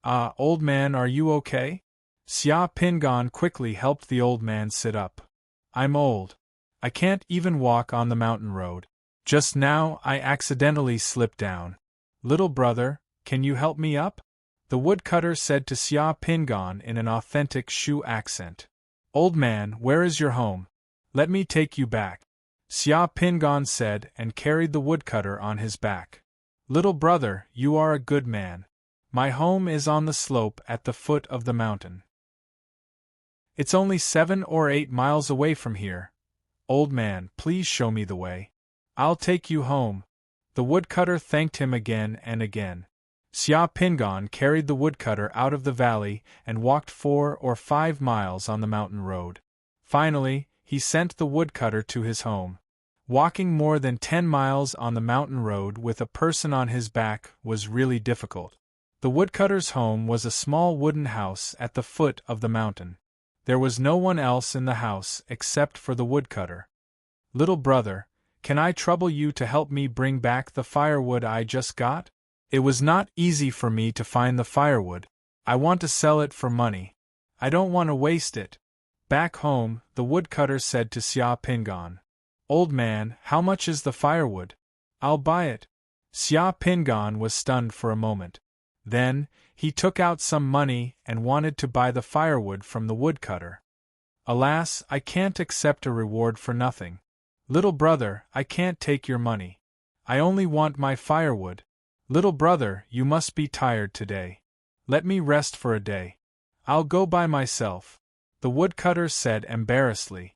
Xia Pingan looked at the old man and smiled. I'm being rude. Old man, please wait at home. I'll help you bring back your firewood. After saying that, Xia Pingan left the wooden house and walked 7 or 8 miles on the mountain road. He returned to the small valley and found the place where the woodcutter threw the firewood. Then, he brought back all the firewood. By the time Xia Pingan returned to the woodcutter's cabin, it was already a little late. The sun was about to set. Xia Pingan was also tired and sweaty. Xia Pingan hadn't even had a sip of water when the woodcutter said to him, Little brother, since you've brought back all my firewood, can you help me bring it back to Chun Fong Lu and Liujia village at the foot of the mountain? This is the firewood for Chun Fong Lu. I promised to send it to Chun Fong Lu. Well, old man, please wait a moment. I'll send it to you. Xia Pingan said. He didn't get angry. He directly picked up the firewood and prepared to leave. Chun Fong Lu's roast chicken and wine are good. Little brother, with the money from selling the firewood, bring me some wine and dishes. I haven't eaten anything all day. The woodcutter said. Xia Pingan nodded. Carrying the firewood, he went down the mountain. After walking 5 or 6 miles, he finally found Chun Fong Lu and delivered the firewood. The shopkeeper of Chun Fong Lu paid for the firewood. However, the firewood wasn't enough to buy the wine and roast chicken. Xia Pingan added the money himself and bought the wine and roast chicken. Then, he brought them back to the woodcutter's cabin. When he returned to the cabin, the sky was completely dark. He handed the wine and roast chicken wrapped in lotus leaves to the woodcutter. The woodcutter finally smiled and invited Xia Pingan to drink and eat the chicken together. Xia Pingan didn't refuse. So, he and the old man warmed the fire, drank wine, and ate the roast chicken in the cabin. After drinking 2 cups of wine, the old man put down the wine cup and suddenly asked, Is Fei Wei doing well in Handan? Xia Pingan was stunned. Looking at the old man's smiling face, he hurriedly bowed to the old man and said, Ji Chong pays his respects to Grandmaster. Ha ha ha! The old man laughed loudly. His eyebrows were filled with a different kind of expression, and there was no trace of the woodcutter's aura on his body. Fei Wei, that brat, is the most dishonest and impulsive. Back then, when I taught him some skills, he felt that he had learned enough, and in order to compete with me, he actually launched a sneak attack on me. However, I didn't teach him the shoot without shooting ability. He's too impulsive and hasn't subdued the fire in his heart. After learning a little bit, he wants to go out and explore. If I really taught him the shoot without shooting ability, he would have caused a huge disaster. However, his eye for people is not bad, and he can even teach you some skills. It seems like he has improved quite a bit in the past few years. Chapter 571. The light cocoon on his body shattered, and Xia Pingan opened his eyes. There was still a hint of shock in his eyes as he muttered to himself, "This realm pearl is so powerful." At this time, Xia Pingan could finally confirm that those people who had fused with Ji Changshue's world shooting bead had indeed only fused with half of it. The most crucial part of this world shooting bead was the shoot without shooting secret technique, which no one else had grasped. After fusing with this realm pearl, the upper limit of divine power in Xia Pingan's secret mandala increased by 66 points to 8,632 points. This way, he would need less than 200 points of divine power to break through to the Seven Suns realm. In addition to the increase in divine power, this realm pearl had given Xia Pingan four greatest gains. First, the realm pearl had provided him with a spell to strengthen his eyes, allowing his eyes to have the same terrifying observational ability as Ji Chang. This ability allowed Xia Pingan to see a mosquito as big as an eagle from 1,000 meters away. This was also the second visual ability that Xia Pingan had obtained after becoming a summoner, apart from dark vision. The second gain that the realm pearl had provided to Xia Pingan was the secret technique of shoot without shooting. This secret technique allowed one to shoot powerful invisible arrows without the need for a bow and arrow, easily crushing the best sharpshooters. The third gain that the realm pearl had provided to Xia Pingan was that after fusing with this realm pearl, Xia Pingan's mastery of the bow and arrow had reached its peak. As Xia Pingan did not have the mystery of the boundary, what Ji Chang had experienced and learned in the realm pearl was the same as what Xia Pingan had learned and mastered himself. The fourth gain that the realm pearl had provided to Xia Pingan was that he could summon sharpshooters. Note that this was summoning sharpshooters, not ordinary ones. The combat power of the two was not on the same level at all. The newly increased divine power strengthened the ability of Xia Pingan's doppelganger. Thinking of the secret technique of shoot without shooting, Xia Pingan immediately stood up, walked through the space enveloped by his formation plate, and arrived at the karst cave outside. The karst cave was pitch black, but in Xia Pingan's eyes it was as bright as day. Xia Pingan focused on a stalactite that hung upside down like a bamboo shoot more than 200 meters in front of him. The stalactite was more than 2 meters long and hung upside down from a gap in the karst cave. Water droplets were constantly dripping from the stalactite into the gap below. With Xia Pingan's gaze, the tip of the stalactite abruptly enlarged in Xia Pingan's eyes. The thumb-sized tip suddenly became as clear as a pillar that could be hugged by one person. The water droplets that dripped from the tip also became as large as a basketball in Xia Pingan's eyes. The secret technique of shoot without shooting didn't pay attention to form or tools. As long as one grasped it, one could easily kill enemies from 100 m away, whether walking, sitting or lying down. Xia Pingan raised his right hand, straightened his index finger and middle finger, straightened his thumb and slightly bent the other two fingers. Like how a kid used his hand to pretend to be a pistol in a game, he aimed at the stalactite and water droplets in the distance. With a soft bang, Zhang Tai opened his mouth. The moment Xia Pingan opened his mouth, a water droplet that had just fallen from the tip of the stalactite 100 m away was shattered into pieces in the air like being hit by an invisible bullet. Before falling to the ground, the water droplet had already evaporated in the air. Xia Pingan aimed at the tip of the stalactite and opened his mouth with a bang. The tip of the stalactite was shattered in a split second. Zhang Tai then aimed at a huge granite stone 100 m away. With another bang, a thumb-sized hole more than 5 feet deep was penetrated through the granite stone. This was shoot without shooting. It could kill people invisibly and powerfully. Xia Pingan felt that the power of the invisible bullet that he shot out was not weaker than that of the shells that he shot to kill those demon rats and destroyed the turrets of the Doomsday Gang. This power could easily tear apart and penetrate through the defense of light-armored target. With a thought, Zhang Tai felt that he was holding a large-caliber anti-material sniper rifle. Haha, I don't need to bring a gun when I rob a bank in the future. I just need to point my finger at the other party's head. Xia Pingan was very satisfied with this new ability that he had mastered. He didn't know if this shoot without shooting spell could evolve in the future and become even stronger. Right now, when Xia Pingan used this spell, he could shoot 3 times with 1 point of god power. If he could use 1 point of god power to shoot once or use more god power to shoot once, the power of this shoot without shooting would continue to increase. He would slowly study it in the future. After trying out the new spell in the karst cave, Xia Pingan returned to his sanctuary and started to integrate the remaining 2 realm pearls. Xia Pingan integrated the realm pearl Shi Kuang's treatise. In the blink of an eye, Xia Pingan was surrounded by a cocoon of light.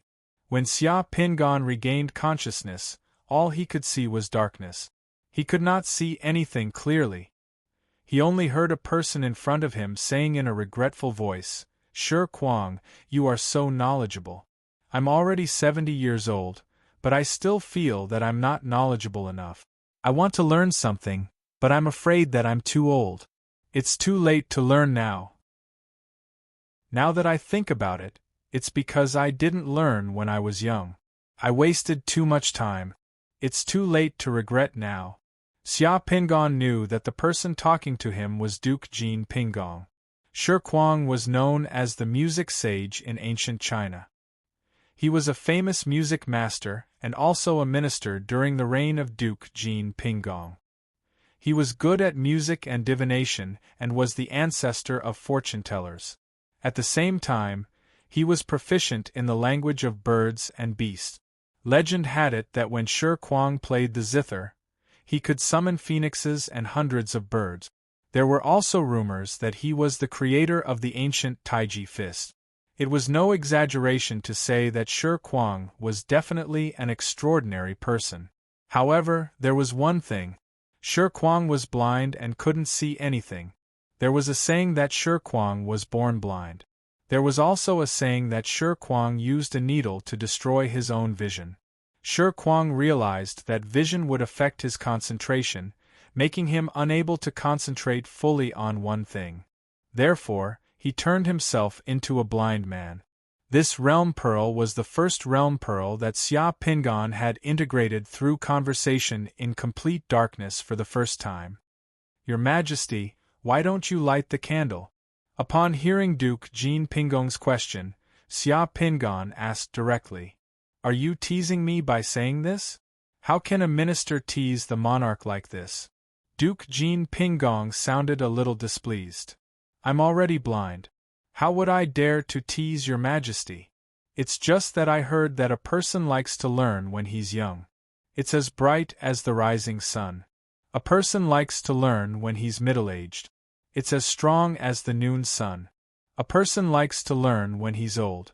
Even if the sun sets, it's as if he's holding a candle in his hand. Your Majesty, compared to walking in the dark, which is better? One has to live and learn. It's never too late to learn." Duke Jin Pingong clapped his hands and praised, "Well said." Chapter 572. Craftsman Yu, if you take a closer look at the Kaibao Temple pagoda you built, why isn't it straight? Instead, it's slanted to the northwest? Craftsman Yu was Yu Hao. Craftsman Yu was the position that Yu Hao held. In the words of later generations, he was equivalent to the chief engineer and project manager. Yu Hao was also the role that Xia Pingan was currently playing. Once the Kaibao Temple pagoda was completed, it immediately became the tallest building in Bian capital. However, when the craftsman took a closer look, he discovered that the Kaibao Temple pagoda was slightly slanted to the northwest. Therefore, he came to ask for advice. Bian capital is located in the plains and there are no mountains around it. I observed the scenery and climate of Bien Capital in the past and discovered that Bien Capital has a lot of northwest winds all year round. As a result, the high-rise buildings in Bien Capital, especially the pagodas, will tilt slightly to the southeast for more than 100 years. Therefore, I built this pagoda to tilt a few inches to the northwest. After 100 years, the northwest winds in Bien Capital will straighten the pagoda and make it last longer. Xia Pinggan's answer made the surrounding craftsmen gasp in admiration. Craftsmen, you actually considered the direction of the climate and wind in the next 100 years when building the pagoda. Impressive, impressive. Amidst the admiration of the surrounding craftsmen, the world of the realm pearl in front of them suddenly shattered. This summoning realm pearl of the architect, which had an extremely low fusion rate, was successfully fused by Xia Pinggan. The divine power limit in the secret mandala increased by 27 points, from 8,642 points to 8,669 points. Furthermore, there was an additional metal relief of Yu Hao building the pagoda. The relief was very lifelike, and it was the architect's summoning position. After the fusion was completed, Xia Pinggan opened his eyes. I'm only 151 points away from 8,820 points. Another 5 or 6 realm pearls should be enough. Xia Pinggan exhaled deeply. Xia Pinggan had only fused with Shirquang's realm pearl for less than 2 minutes. That realm pearl had increased Xia Pinggan's divine power by 10 points. Now, the 7 Sun realm was almost within reach. At this moment, Xia Pinggan still had 20 to 30 fused realm pearls and a large amount of cash. As long as he took out these realm pearls and cash to exchange for a few realm pearls that he hadn't fused, it wouldn't be difficult for him to reach the 7 Sun realm. Most importantly, where could he find someone to exchange for the realm bead? Xia Pinggan thought about it and looked at the time on his watch. He realized that it was already late at night. Li Yunzhou and the others should know how to exchange for the boundary pearl in the capital circle. With that in mind, Xia Pinggan smiled and directly entered the spirit world, preparing to ask Li Yunzhou or Fang Lingshan about the situation. Xia Pinggan was underground. However, when he passed through the golden arched door in the spiritual realm Immortal Palace, he saw barren hills outside the arched door. The hills were surrounded by mist.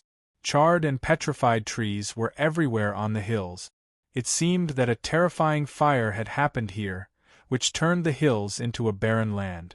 This was Xia Pinggan's first time entering the spirit realm of the capital circle of the Fire Country. Xia Pinggan wanted to find the souls of Li Yunzhou and the others. When he looked up, he saw a sky full of twinkling stars. Those were the souls of people who had already fallen asleep. The number and density of summoners in the capital circle of the Fire Country might be one of the highest on Earth. Many of the stars in the sky were colored. Xia Pinggan looked over and saw hundreds of twinkling stars in the sky. In addition to the astral souls of the summoners, the astral souls of ordinary people were even denser. It was almost like the Milky Way was hanging in the sky. Large clusters of astral souls gathered together, and the astral souls were very close to each other. Needless to say, since the astral souls of ordinary people were so dense, it naturally meant that the population density of the capital circle of the Fire Country was also very terrifying. The Fire Country was vast but sparsely populated, so many people gathered in several large metropolitan areas. The capital circle of the capital circle was the most densely populated area. Then, he casually glanced at the ordinary stars. Damn! Xia Pinggan was startled by the black gas entangling the ordinary stars in the sky. How could there be so many horseshoe mites in the capital circle? Looking up, there were almost 1,000 horseshoe mites in the sky of the capital circle. In other places there would be at most 3 to 5 or 7 horseshoe mite. But in the capital circle of the Fire Country, it was as if the horseshoe mites had a nest here. There really was a horseshoe mite's nest here. Xia Pinggan's gaze swept across the sky. Sure enough, he saw a huge beehive-shaped object floating in the sky. The beehive-shaped object was about a few thousand meters in size. It was surrounded by black gas, like a fortress floating in the sky. From time to time, horseshoe mites would fly in and out of the huge beehive like bats flying out of caves at night to look for food.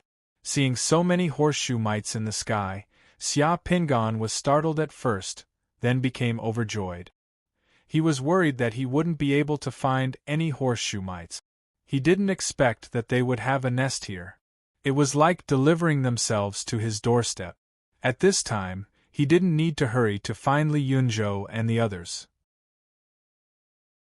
It was more important to eat these horseshoe mites in front of him first.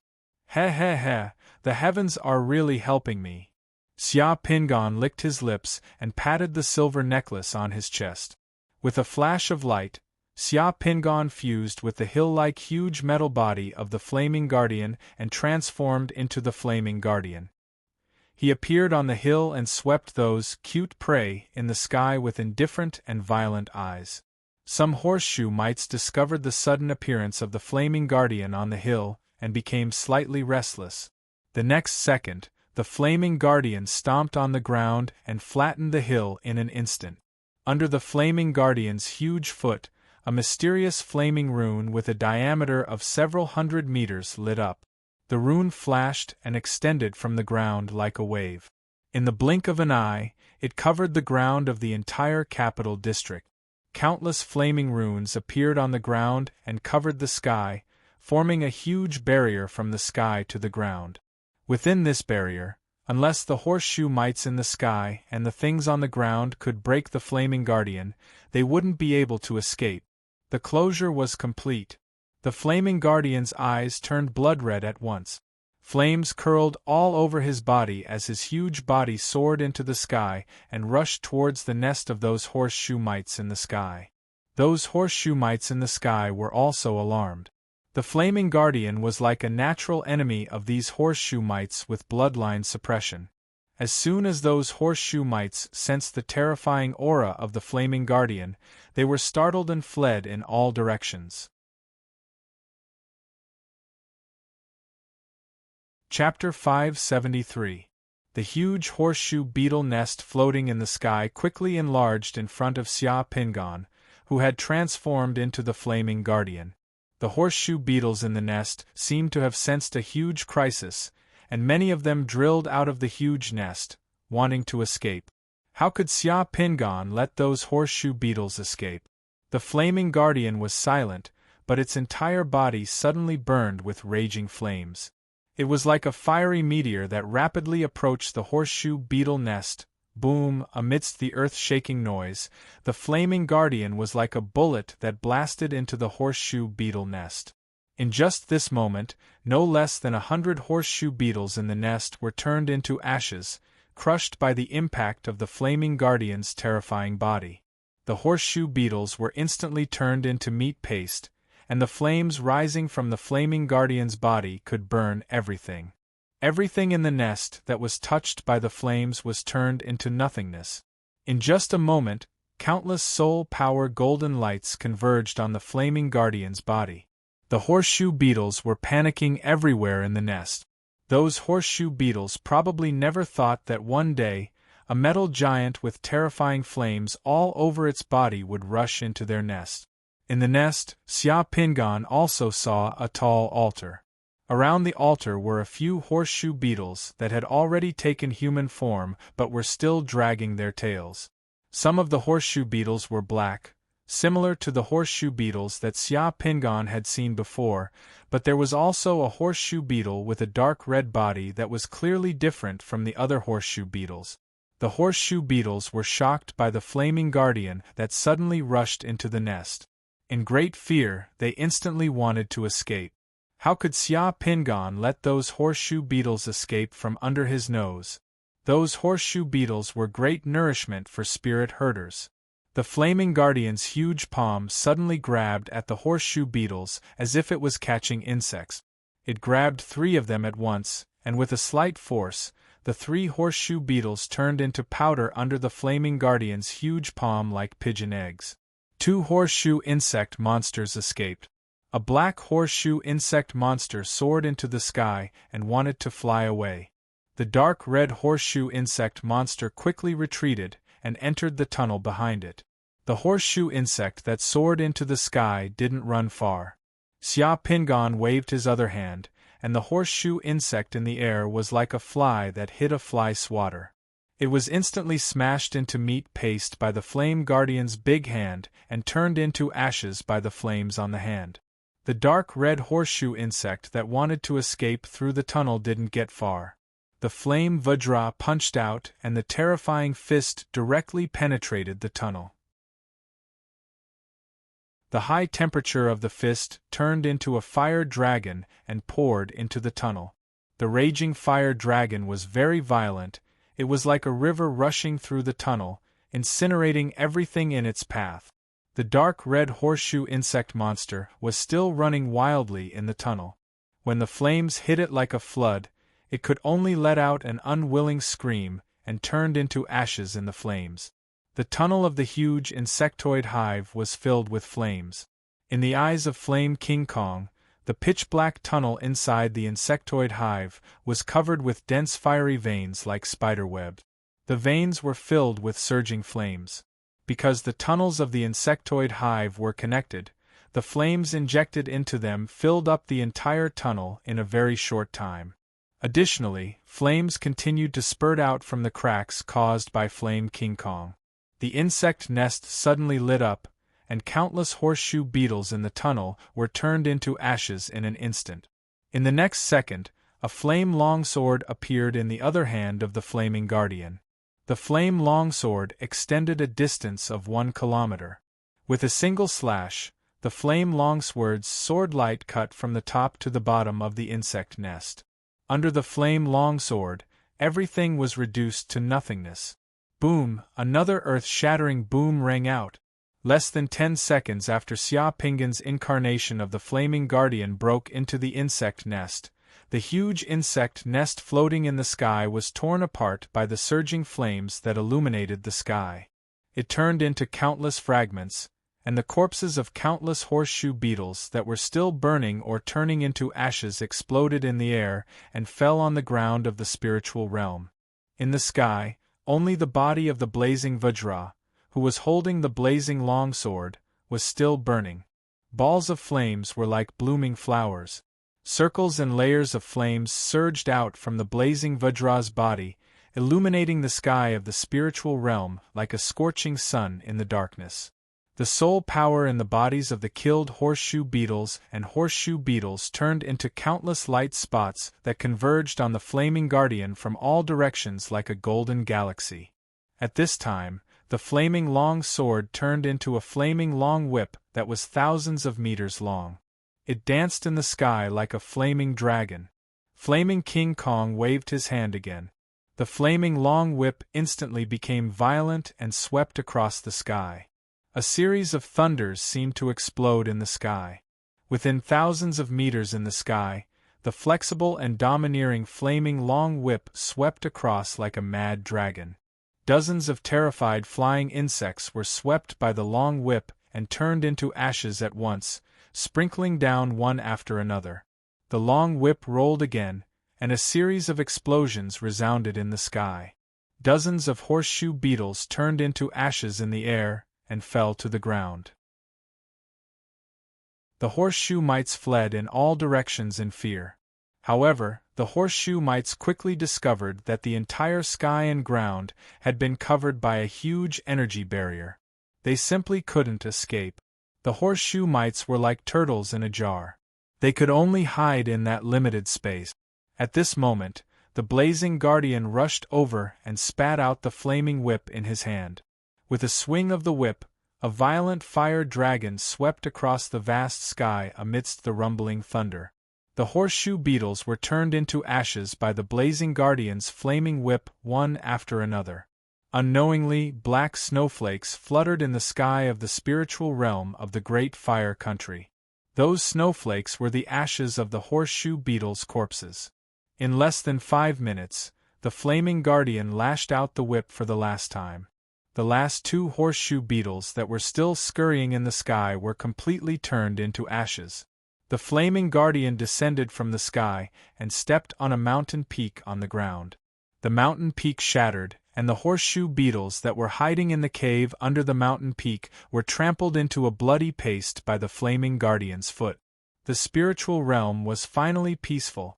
Meanwhile, Xia Pingan's spiritual body's soul force, the golden lumps of light in front of his chest, had already expanded by more than 10 times. They were like a sun condensed from soul force in front of Xia Pingan's chest. The radiance of soul force made Xia Pingan's spiritual body feel comfortable and powerful at all times, as if the soul force in his spiritual body was limitless. Not only that, but as the soul power in his body increased, something seemed to have condensed in the soul power sun. It was like an egg, and the soul power sun seemed to be able to hatch that egg. In the blink of an eye, the egg within the soul power sun shattered, and a divine bird with a colorful crown and feathers on its head drilled out from within. It spread its gorgeous wings. No, it wasn't just wings, but 6 huge wings. Bathed in the soul light of the soul power sun, it was full of spirit. The divine bird's gaze had the aura of an emperor that overlooked all living things under the blue dome of heaven. High-rank spirit herder. He had finally become a high-rank spirit herder. Xia Pingan was a little excited. He didn't expect to encounter such a rare opportunity in the capital circle of the Fire Country. He could destroy a horseshoe beetle's nest and complete this important advancement. But in addition to his excitement, Xia Pingan was also surprised. He had heard from Elder Mu that once a spirit herder became a high-rank spirit herder, the soul power sun condensed by the high-rank spirit herder would give birth to the high-rank spirit herder's natal fey. The natal fey of a high-rank spirit herder differed from person to person. They all had endless mysteries, and could bring a lot of benefits to the high-rank spirit herder. Xia Pingan felt the 6-winged divine bird that was born in the soul sun of his spiritual body, and was stunned. He didn't know why his natal fey was such a strange bird.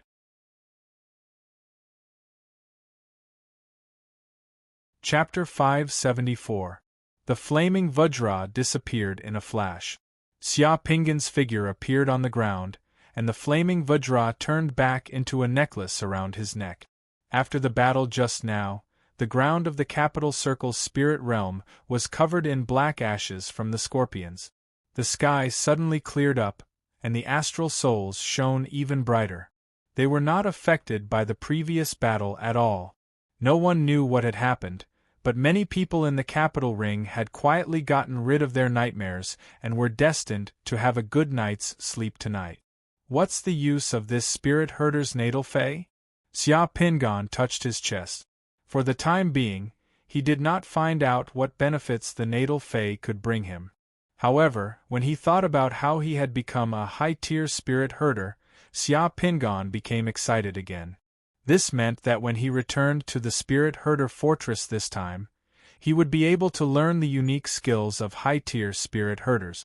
Within the spirit herder's power system, advancing to a high-tier spirit herder would result in a huge improvement and qualitative change in his abilities. Xia Pingan had been waiting for this day for a long time.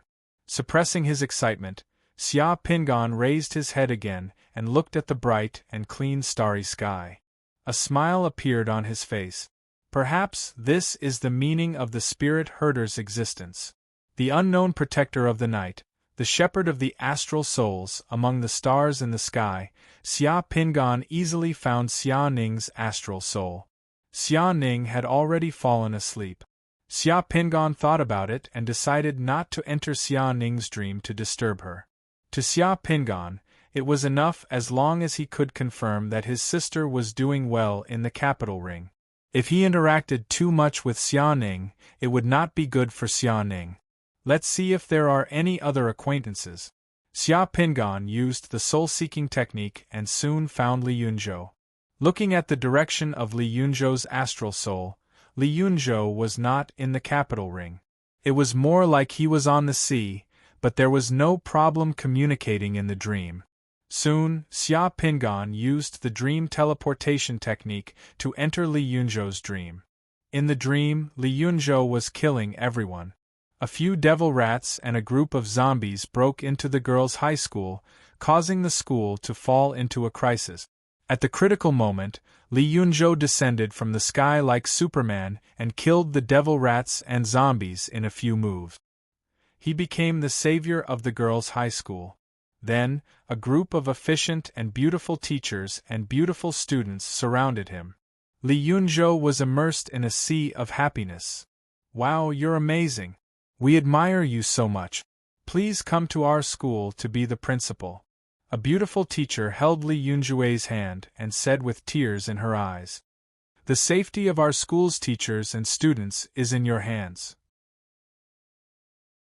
Teacher, as long as you come to our school, you can do whatever you want." A few beautiful female students in sailor suits hugged Li Yunzhou's thighs and knelt pitifully in front of Li Yunzhou, revealing their snow-white thighs. "We're so scared. Teacher, please stay in our dormitory building. That way, those bad guys and invading creatures won't come." A group of girls outside shouted loudly. "Don't worry, I won't leave you," Li Yunzhou said righteously in the dream. Then, he saw that the beautiful students and teachers around him all disappeared. Everything in the girls' high school disappeared. Xia Pingan with a golden mask on his face appeared in front of him again. Xia Pingan also looked at Li Yunzhou speechlessly. The spiritual energy in this guy's dream was very high, which meant that this dream was really a good dream for Li Yunzhou. Not only was it a good dream, but it was also something he had always longed for. It had a strong resonance with his soul and emotions. It turned out that the most secret desire in this guy's heart was to become the principal of the girls' high school. "Ah, who are you?" Li Yunzhou, who was still immersed in the dream, did not fully react. He was still looking around. "Where are those female teachers and students? I'm going to save them." Xia Pingan pointed at Li Yunzhou and poured a basin of cold water over Li Yunzhou's head. Li Yunzhou, who was still in the dream, suddenly woke up and finally realized that he was seeing Xia Pingan in the dream again. "Ah, where have you been?" Li Yunzhou asked directly. "Are you still in Paris?" "I've arrived at the Fire Country, in the capital circle. By the way, can I ask you something?" "What's the matter?" Li Yunzhou looked at Xia Pingan while looking at the foggy dream around him. Every time Xia Pingan appeared in his dream, he would be greatly shocked. "I have some realm beads that I don't need. Do you know where I can get some rare realm beads in the capital circle? You can exchange them with my realm beads or buy them with money. There are many summoners in the capital circle. Everyone should have this need."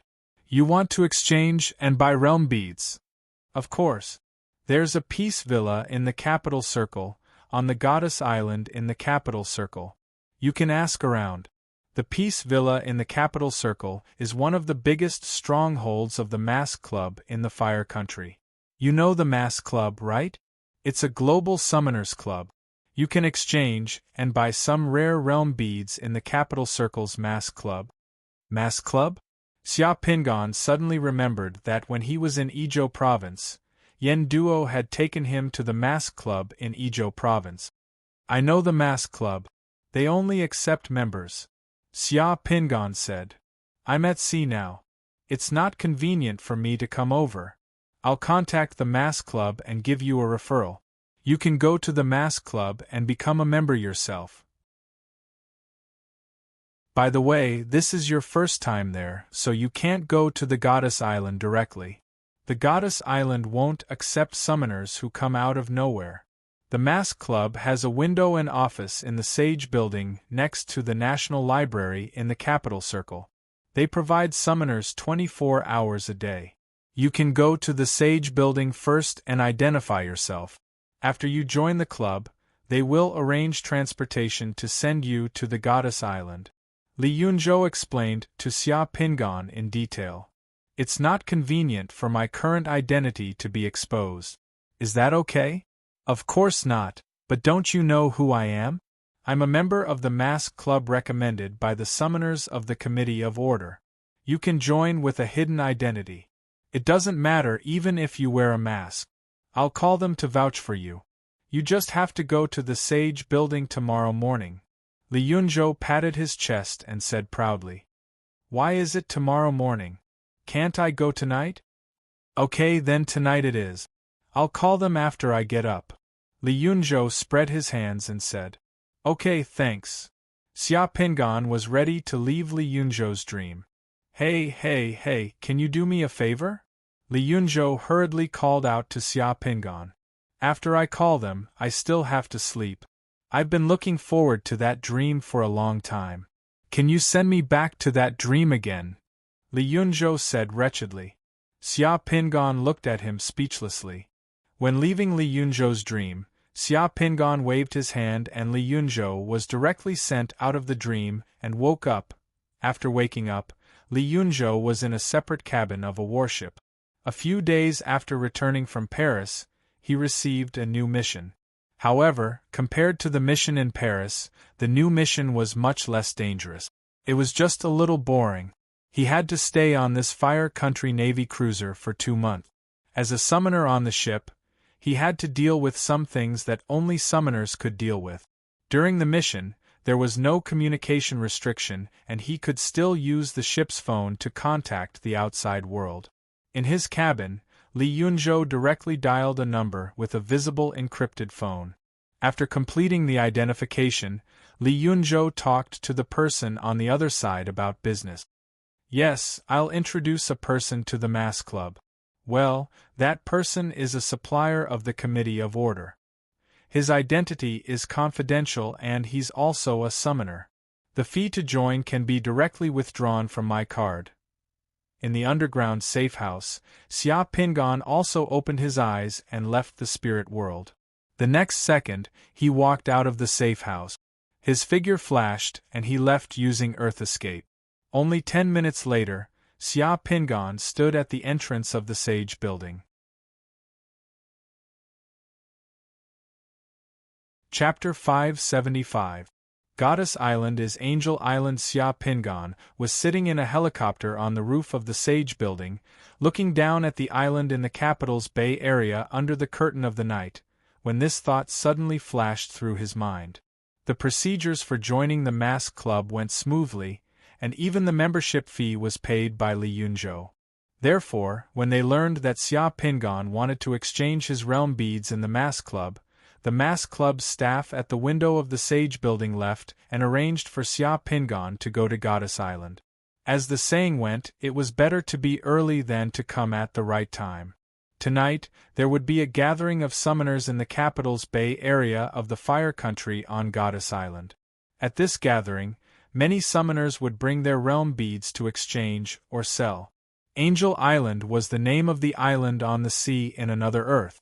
In the other history that Xia Pingan knew, the so-called Angel Island was not an angel at all. This island was stained with the blood and tears of Chinese immigrants. Back then, the first stop of those Chinese who wanted to migrate to this continent by boat was this island. This island became a huge prison and concentration camp, and those Chinese were isolated and imprisoned on this island. Now, in this world, this Angel Island had become Goddess Island, and Goddess Island had become the activity center of the Mass Club in the capital's Bay Area of the Fire Country. The Mass Club had built a safety villa on the island, welcoming summoners from all over the world. Sitting in the helicopter, Zhang Tai could see the wharf on the east side of Goddess Island and a large number of luxury yachts anchored in the harbor area. The luxury yachts anchored here were as common as bicycles parked in a shopping mall. The wealth of summoners was vividly displayed here. For a senior summoner, the so-called helicopters and yachts were only worth the value of a realm bead. As long as there was a need, they could buy them at any time. On the island, there was a villa with a white outer wall hidden among palm trees. The lights in the villa were not dazzling in the wild, but they were brilliant enough. Sitting in the helicopter, Zhang Tai could see many security guards in black suits patrolling outside the villa. Before Xia Pingan's helicopter arrived, another helicopter had just landed on the helipad outside the villa. Two people in gorgeous summoner robes got off the helicopter and were taken into the villa. Then, the helicopter flew away. After a short while, Xia Pingan's helicopter also landed on the helipad nearby. "Sir, we've arrived at Peace Villa." The helicopter pilot wearing noise-proof headphones turned his head and told Xia Pingan. "Okay, thank you. It's my pleasure to serve you." The helicopter's propellers soon stopped. Xia Pingan's helipad. Xia Pingan calmly got off the helicopter was led the helipad's eyes. Xia Pingan's eyes helipad's helipad. Before coming here, Xia Pingan had already understood the rules here very well. There were actually only two major rules in the mask club.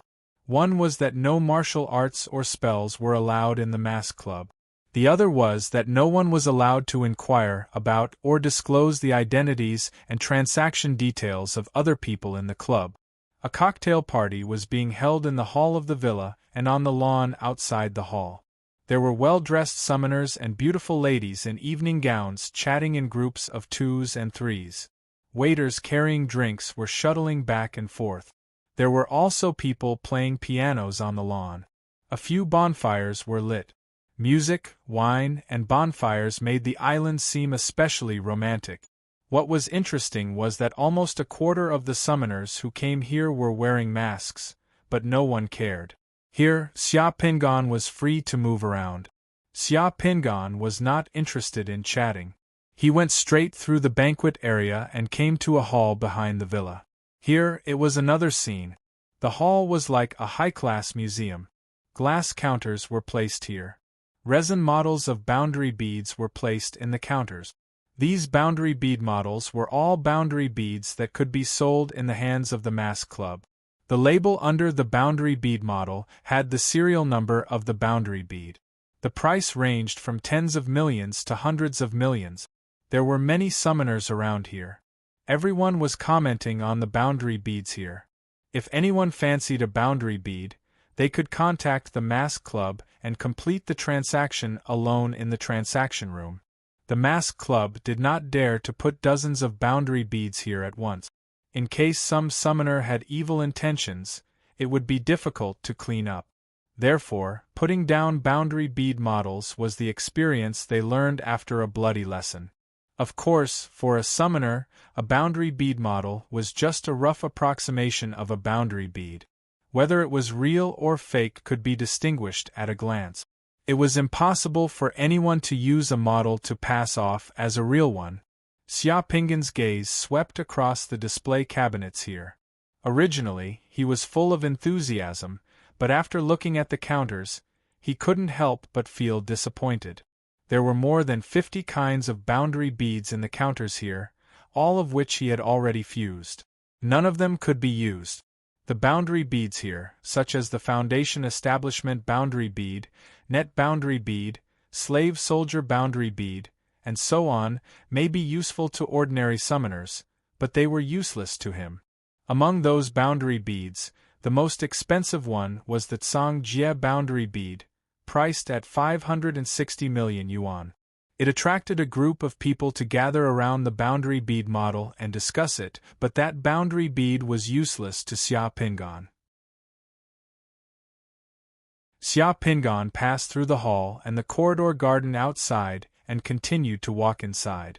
Inside, there was a garden for summoners who came here to exchange boundary beads and other resources. There was a gurgling stream in the garden, and the scenery was beautiful. There was also a bar, a corridor, and dark green lights dotted under the luohan pines in the garden. Summoners gathered everywhere in the garden. As soon as Xia Pingan arrived here, he heard a voice. "I want to use this black box boundary bead to exchange for a boundary bead that summons archers. This request isn't too much, right? Almost no one can fuse with this black box boundary bead of yours. It's really not easy to exchange it for a boundary bead that summons archers. My black box boundary bead almost won't die if I fail to fuse with it. But it's useless if it can't be fused." Looking in the direction of the voice, Xia Pingan saw two summoners talking next to the bar. When he turned his gaze, he saw that a summoner wearing a clown mask had already left, leaving behind a slightly disappointed man standing there with a boundary bead in his hand. Xia Pingan directly walked over. "Can I see your black box boundary bead?" That person glanced at Xia Pingan and then showed the black box boundary bead in his hand to Xia Pingan. "Here, it's this one." Xia Pingan looked at the black box boundary bead and realized that it was blood red in color. There were 4 Xiaozhuan characters, "He done stabbing tongue," in the boundary bead. Xia Pingan thought to himself, no wonder this boundary bead was a black box boundary bead, and no one could fuse with it. Who would have thought that a person's request before death would be so strange? "Do you want to use this boundary bead to exchange for a boundary bead that summons archers?" Xia Pingan asked. "Yes. Coincidentally, I have a boundary bead that can summon archers. I can make an exchange with you," Xia Pingan said as he moved his hand and took out a boundary bead that was Yang Yuji taught King Chu archery. Seeing that Xia Pingan really took out a boundary bead that could summon archers, that person was overjoyed and a smile appeared on his face. Okay. Both of them were afraid that the other party would go back on their words, so the exchange went very smoothly. Finally, he got another boundary bead that he had not fused with. Xia Pingan let out a long sigh of relief. This trip to Women's Island was not in vain. "May I ask why you want to exchange this black box boundary bead with me?" That person put away Xia Pingan's boundary bead and asked curiously. "I don't have any other hobbies, but I like to collect black box boundary beads. Brother, you seem to be very rich. You can even collect black box boundary bead. I admire you. It's nothing. It's actually like a risky investment. Think about it, if one day someone can figure out the method to fuse with one of these black box boundary beads and the technique it provides is unparalleled in the world, then wouldn't I make a big profit?" Xia Pingan made up a story.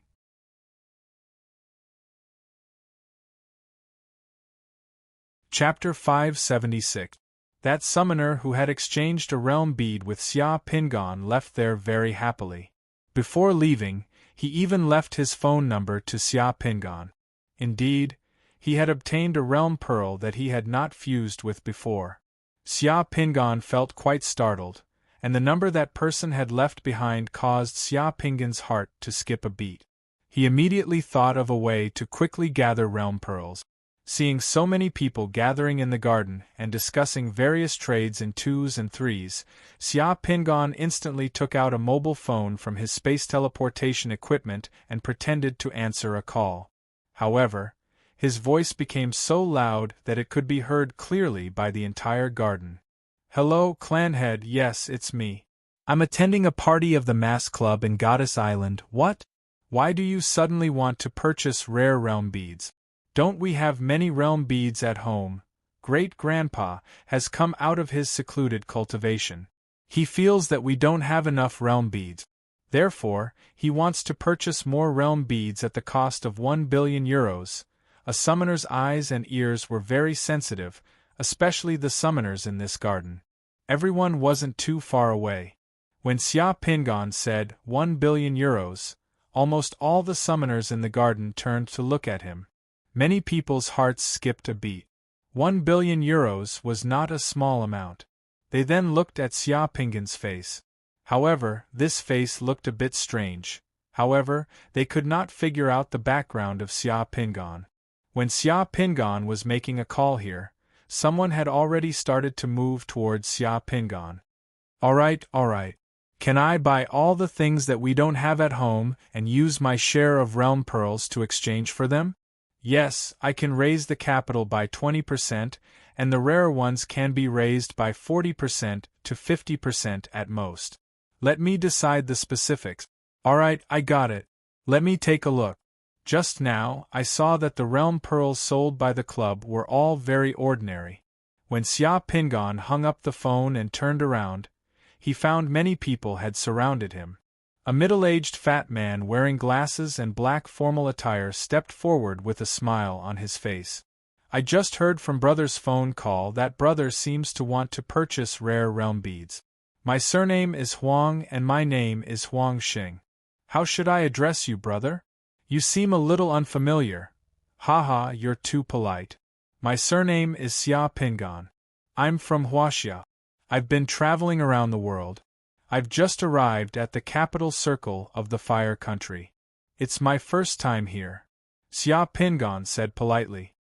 I have a realm pearl here. Brother Qin, take a look and see if you need it. As the bespectacled fatty spoke, he moved his hand and took out a realm pearl. When Xia Pingan saw the realm bead, he laughed. The realm bead had Li Xinchuan and Xiaozhuan, and this realm bead was the realm bead that summoned the black dragon. He did not expect to see another one here. Brother Huang, are you planning to sell or exchange this realm bead? Xia Pingan asked directly. Huang Xing rolled his eyes. I'm planning to sell this realm bead for 5 million euros. When Xia Pingan had bought this realm bead, he had only spent 4.8 million fire yuan in the Fire Country, which was less than 1 million euros. Although the realm bead's value had increased by 2 to 3 times in the past 2 years, Huang Xing's offer of 5 million euros was definitely much more than the realm bead's value. 5 million euros is too expensive. I have a collection of this realm bead at home. If you want to sell it, I'll take it for 4 million euros. Xia Pingan smiled and said directly. Huang Xing laughed. Xia Pingan's offer of 4 million euros had exceeded his expectations by a lot. He had only wanted 3 million euros. Therefore, as soon as Xia Pingan finished speaking, he immediately said, Okay, deal? How are you going to pay, Brother Huang? Haha, of course, I'll transfer the money to Brother Huang's account now. Xia Pingan said. A few days ago, he had opened several anonymous accounts in several major global banks in Europe and deposited most of the money he had obtained in Paris in the bank. As long as there was equipment, it was very convenient to transfer money. In the Facebook club, such large transactions seemed to be very common. Huang Xing just said something to the waiter at the bar. Soon, the waiter brought over a large amount of money transfer equipment. Xia Pingan took the equipment and completed his identity verification. In less than a minute, he had transferred 4 million euros to Huang Xing's account. Huang Xing checked his account and found that the money had been transferred. He immediately laughed and gave the realm bead that summoned the black dragon to Xia Pingan again. Xia Pingan accepted the realm bead of the black dragon.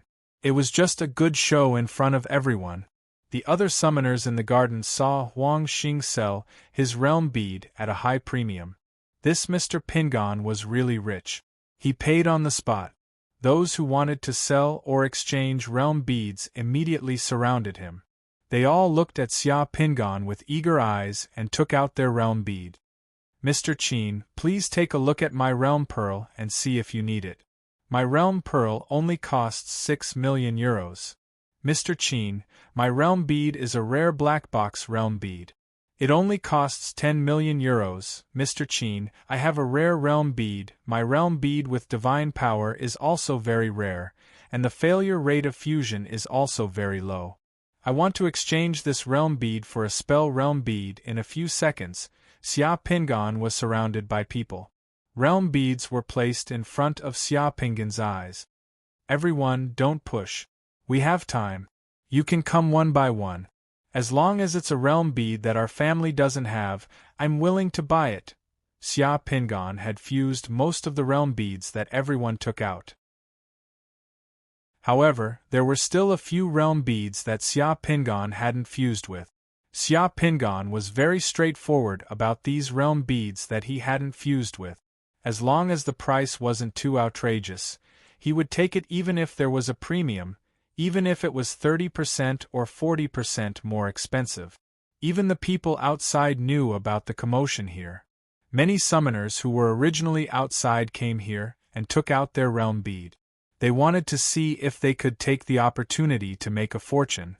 10 minutes later, Xia Pingan directly collected 7 rare realm beads that he had not fused with before. The total amount of money spent was 1 realm bead and more than 40 million euros, including the service fee paid to the mass club. This time, the 7-sun state was in the bag. After collecting enough realm beads and getting to know some summoners from the capital circle of the Fire Country, Xia Pingon left after the banquet was almost over. He took a helicopter and left Goddess Island. After returning to his underground shelter in the capital circle, Xia Pingon looked at the 7 realm beads in front of him and laughed loudly. 7 Sun State, I'm coming.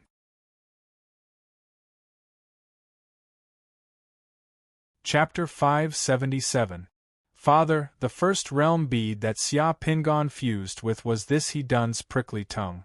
As soon as he entered the realm bead, Xia Pingon opened his eyes and saw a man kneeling in front of him, crying. This was a prison. Looking at himself and the shackles on his hands and feet, Xia Pingon knew what was going on. After fusing with so many realm beads, this was Xia Pingon's first time being a prisoner on death row. The man kneeling in front of him was extremely valiant. It was Hirobi, and his current identity was Hirobi's father, He Dun. He Dun's position when he was alive was the director of Jianzhou in northern Zhou. The one who arrested He Dun was Yuan Hu. In any case, he was a minister of northern Zhou, so the environment of the prison was not too bad. Hirobi was kneeling in front of his father and crying because tomorrow was the day of his father's execution. This was almost the last time the father and son would see each other.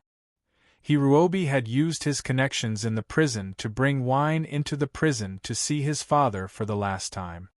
Now that things have come to this, grieving is useless. Don't cry, Xia Pingon said calmly to Hirobi. Hearing his father's words, Hirobi stopped crying. He held back his grief and wiped his tears. He took out the food and wine he brought from the food box and laid it out for Xia Pingon. Father, these are your favorite dishes and strong wine. Prisoners on death row had to have a good meal before they went on their way. Hirobi was only able to see his father in prison because he came to deliver the food. My life's ambition is to pacify Jiangnan and unify the country. This is the duty of a martial artist like me. Unfortunately, I won't be able to fulfill this ambition in my life. If you inherit my ambition and contribute to the unification of the world in the future, then I can die in peace. Xia Pingon said to Hirobi. Father, I will definitely follow your teachings and contribute to the unification of the world in the future. Hirobi said, holding back his grief. I had the jailer tell you to bring an awl in. Did you bring it? Xia Pingon asked again. I've already brought the awl. Hirobi opened the bottom of the food box. There was a sharp awl at the bottom of the food box. Hirobi actually did not know why his father wanted him to bring an awl when he came to see his father for the last time, but he still brought it with him. Xia Pingon picked up the awl at the bottom of the food box and looked at Hirobi in front of him. A complicated emotion surged in his heart. As the saying goes, no one knows a son better than his father. He Dun had watched Hirobi grow up. How could he not know his son's personality? The reason He Dun wanted Hirobi to bring an awl in this last meeting with Hirobi was a father's final love and advice to his son. He Dun had already seen the danger his son would face in the future and wanted to save him. However, although Hirobi inherited He Dun's dying wish, Hirobi did not take the most important warning his father left him to heart. In the end, he was killed by Emperor Yang of Sui. If Hirobi could really understand his father's painstaking efforts before his death and be careful with his words and actions, he would probably not cause any more trouble in the future. The only reason I was sentenced to death this time was because my tongue was too talkative. Because of those words, I was hated and envied by others and got myself into trouble. Therefore, I asked you to bring the awl in today to tell you that in the future after I leave, you must be careful when you open your mouth. Especially for martial artists like me, don't speak carelessly and don't say strange things. It's better to keep your mouth shut than to speak for a moment of pleasure. Xia Pingon held the awl and said to Hirobi, stick out your tongue. I used the awl to pierce your tongue today. This is my last warning and warning to you. In the future, when you want to speak, think about why I used the awl to pierce your tongue today. Hirobi knelt on the ground, tears streaming down his face. He stuck out his tongue. Xia Pingan directly used the awl to pierce Hirobi's tongue, causing Hirobi's mouth to be filled with blood. Only then did he retrieve the awl. Do you remember? I remember. Hirobi nodded with tears in his eyes. Those who had fused with this realm pearl were probably dumbfounded when they saw the awl brought by Hirobi. Who would have thought that the last thing a death row prisoner wanted to do before he died was to use the awl to pierce his own son's tongue? Xia Pingan was wondering if he should use this awl to tattoo Hirobi's body or something. For example, he could tattoo the word silence or forbearance on Hirobi's body so that Hirobi could see it when he took off his clothes in the future. Perhaps it would serve as a warning to him. Would it be considered a breakthrough in the fusion and allow him to gain 2 more points of divine power? With this thought in mind, Xia Pingan was about to ask Hirobi to take off his clothes and ask the prison guards to send in some ink. He wanted to tattoo Hirobi. The realm pearl's world instantly shattered. It took less than 3 minutes to fuse with He-Dun's prickly tongue's realm pearl. A moment later, Xia Pingan, who was sitting cross-legged in the safe house, opened his eyes. He-Dun's realm pearl had increased his divine power by 20 points. At the same time, it had given him a muting spell. The effect of the muting spell was to turn a person into a mute and unable to speak. This muting spell was permanent. After being hit by the muting spell, if it was not removed, he could only be a mute for the rest of his life. The divine power limit of the secret mandala had also increased from the previous 8,669 points to 8,689 points. He was only 131 points away from the 7 Sun Realm.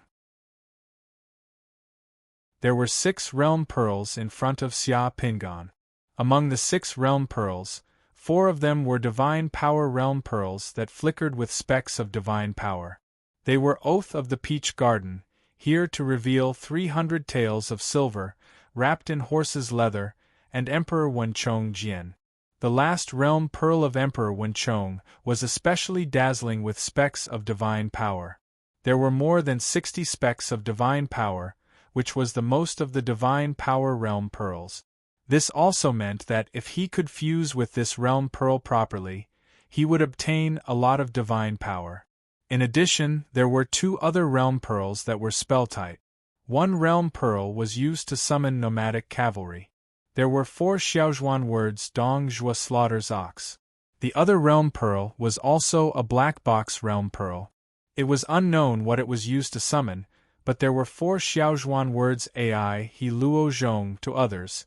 Fusing realm pearls was extremely difficult. However, to Xia Pingan, fusing realm pearls was as easy as eating beans. In less than 20 minutes, the Oath of the Peach Garden, here to reveal 300 taels of silver and wrapped in horse's leather, had been successfully fused by Xia Pingan. Wrapped in horse's leather was the story of the famous general of Eastern Han, Ma Yuan. The stories of the other 2 realm pearls were also very familiar. These 3 realm pearls didn't contribute much divine power. They only added up to 58 points. After fusing with these 3 realm pearls, Xia Pingan's secret mandala's divine power reached 8,747 points. He was only 73 points away from the 7 Sun Realm. The 7 Sun Realm was almost within reach.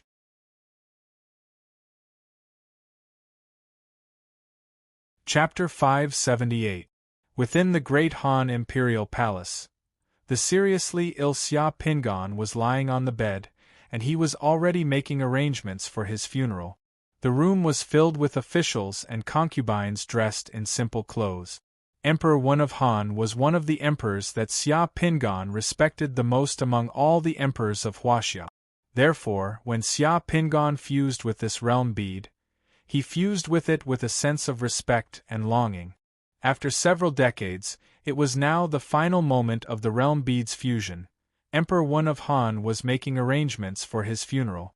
What Xia Pingan admired the most about Emperor Wen of Han was that he lived a simple life despite being an emperor. Emperor Wen of Han's simplicity was not an act, but a true thrifty one. When Emperor Wen of Han was alive, in order to not increase the burden on the commoners, he was unwilling to build balconies that cost more than 100 gold. In order to save money, he did not allow the concubines' dresses to be too long, nor did he allow embroidered curtains. When he went to court, he would wear straw sandals and patches on his dragon robes. During his reign, the imperial family did not build any palaces or gardens, nor did they increase the expenditure on carriages. He also ordered the officials not to disturb the commoners in any way, and forbade the prefectures from contributing treasures to plunder the commoners. During the spring plowing season, Emperor Wen of Han would personally lead the officials to the fields, and the empress would lead the concubines to pick mulberry trees and raise silkworms. Emperor Wen of Han himself lived a simple life, but he was extremely generous to the commoners. When he ascended to the throne, he ordered the country to provide for the elderly over 80 years old. The country had to give them rice, meat, and wine every month. For the elderly over 90 years old, the country had to give them linen, silk, and cotton. At the same time, the country had to reduce the burden on the commoners. Compared to the emperors and rulers of the later generations, who lived extravagantly, who loved to build large buildings and treasures, but who scraped the bones of the common people and wanted nothing more than to suck the marrow out of the old people, Emperor Wen of Han could be said to be the model of the emperors. Without Emperor Wen of Han, there would not have been Hanwu Emperor's achievements. Emperor Wen of Han was the only emperor in history that even tomb raiders didn't want to rob his tomb. Even the tomb raiders respected him and knew that there was nothing valuable in his tomb. Extravagant burial is a vulgar custom. I hate it the most. What's the point of burying such worldly treasures with a dead person? Instead of burying these treasures underground, it's better to leave them for the country and the people. When I was alive, I didn't waste a single thing from the people. After I die, I can't be extravagant. Xia Pingan coughed as he spoke. The officials and concubines in the room were all shedding tears. After I pass away, bury me in baling. You don't have to build a coffin for me. You only need to chisel a stone coffin for me. All the burial utensils are to be made of ceramic. Gold, silver, copper, tin, jewelry, and the like are not to be buried in baling. Don't build a grave in baling, don't waste money on construction, and don't change the landscape of baling for me. This is my last edict. We will remember your Majesty's orders. The old official Deng Tong said with tears streaming down his face. After I pass away, all the palace maids and women below the level of madam are to be given gold and silver and sent home. They are free to remarry and find new partners. No one is to interfere. The palace maids in the room who were rolling up the curtains began to weep silently. According to history, after Emperor Wen of Han passed down his last edict, the realm pearl quietly shattered. He gained 66 points of divine power, and the upper limit of the secret mandala increased to 8,877 points. He broke through the threshold of the seven-sun realm at 8,820 points. Once again, the quantitative change brought about a qualitative change. The surging divine power resonated with Xia Pingan's soul power, cleansing his entire body and transforming Xia Pingan's body. Emperor Wen of Han's realm pearl was the last one that Xia Pingan fused with. Before he fused with this realm pearl, Xia Pingan had already finished fusing with Dong Zhuo's two realm pearls, Shan Yo and Ai He. Dong Zhuo didn't leave a good name in history, but what many people didn't know was that Dong Zhuo was originally from a poor family. How did he rise in this chaotic era? How did he gain the support of the Chong people and become a hegemon? There was only one reason. Dong Zhuo was a righteous person when he was young, so people were willing to help him. Before Dong Zhuo became famous, his family was also abnormally poor. The most valuable thing in his family was a farm cow. When his Chong friends came to find him, Dongjue didn't say a word and slaughtered the cow to entertain his friends. His friends were very touched by this, and Dongjue gained the support of the Chang people. He became famous in his hometown and gradually became a hegemon in this chaotic era.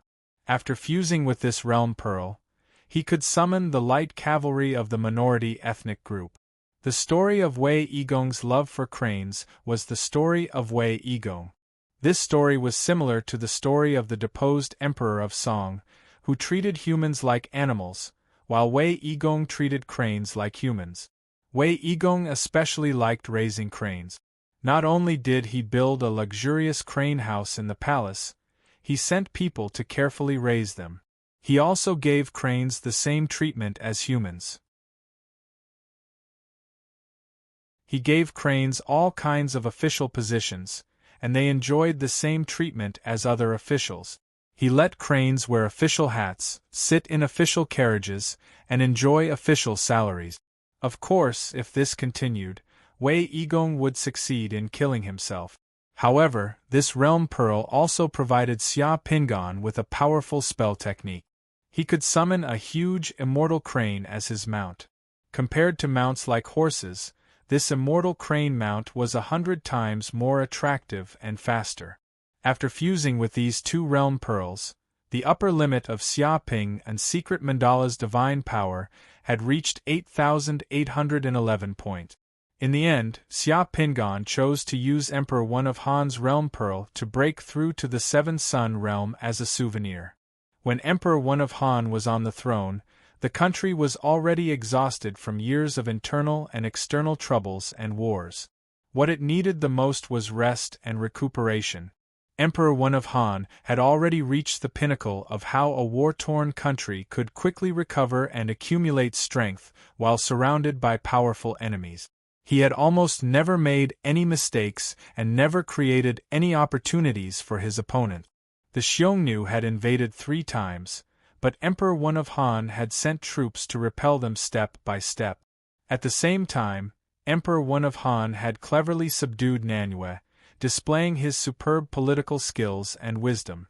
Emperor One of Han's historical achievements, even if Xia Pingan was in his position, it would be difficult for him to do better than Emperor One of Han. Emperor One of Han was the true representative of a good fighter without any illustrious achievements.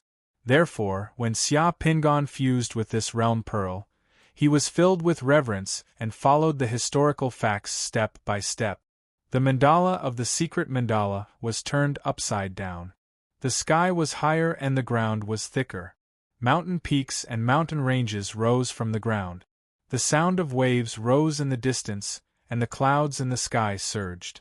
Everything in the mandala of the secret mandala was undergoing great changes, as if a divine nation was awakening.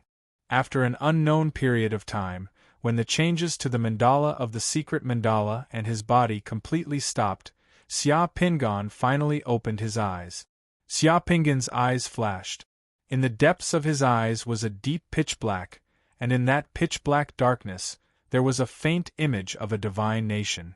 The upper limit of my divine power has finally reached the Seven Sun realm. Xia Pingan stood up and stretched his body. The surging power and blood essence surged and howled in his meridians like wild dragons. Putting everything else aside, Xia Pingan felt his current body's combat strength had more than doubled compared to before. My divine power and soul power have resonated together. The body that's been cleansed and transformed is indeed powerful. In terms of divine power, he had broken through to the Seven Sun realm. However, Xia Pingan knew this was not the true Seven Sun realm. There were only 6 suns in his secret mandala. The transformation was incomplete. A true Seven Sun realm expert would have to bathe in the Seven Sun realm's divine spring before the transformation of his body and the secret mandala would be complete. Early the next morning, Xia Pingan went to the Great Yen Bank in the capital circle. He opened a safe in the bank and placed the Black Dragon realm pearl and the other 8 realm pearls in the safe. In the afternoon, he had the Boy of Fortune follow Xia Ning around for a day. After confirming that there was nothing to worry about Xia Ning, Xia Pingan returned to his underground safe house at night. That night, Tu Pelu, Li Yunzhou, and Fang Lingshan were all pulled into the spirit realm by Xia Pingan. Xia Pingan gave each of them 3 blessings. Then, he told them the number and password of his safe in the bank. The 3 of them each had 3 realm pearls. Xia Pingan left the realm pearl that could summon the black dragon to Tupolu. He felt that Tupolu would be more reliable if he had the black dragon with him. The black dragon's ability was the bane of the Devil's Eyes members. "You're leaving so soon?" Tupolu was stunned. "I thought you'd meet with Enching and old Mo. I don't have time this time. Let's wait for the next time. I have to go back. We can meet often in our dreams in the future."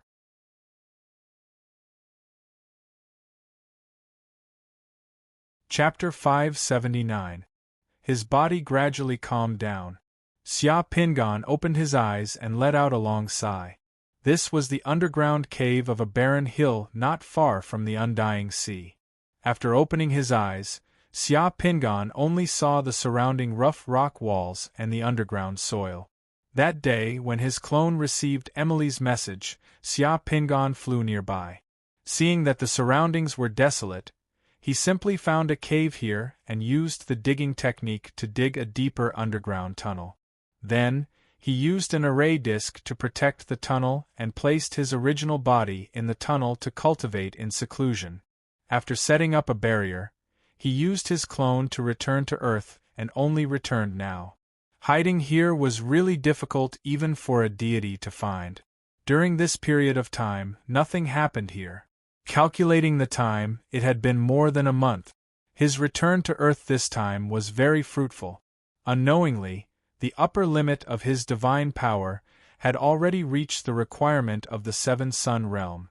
With the return of Xia Pingan's spirit body, Xia Pingan's original body also rapidly adapted to the changes brought about by the spirit body.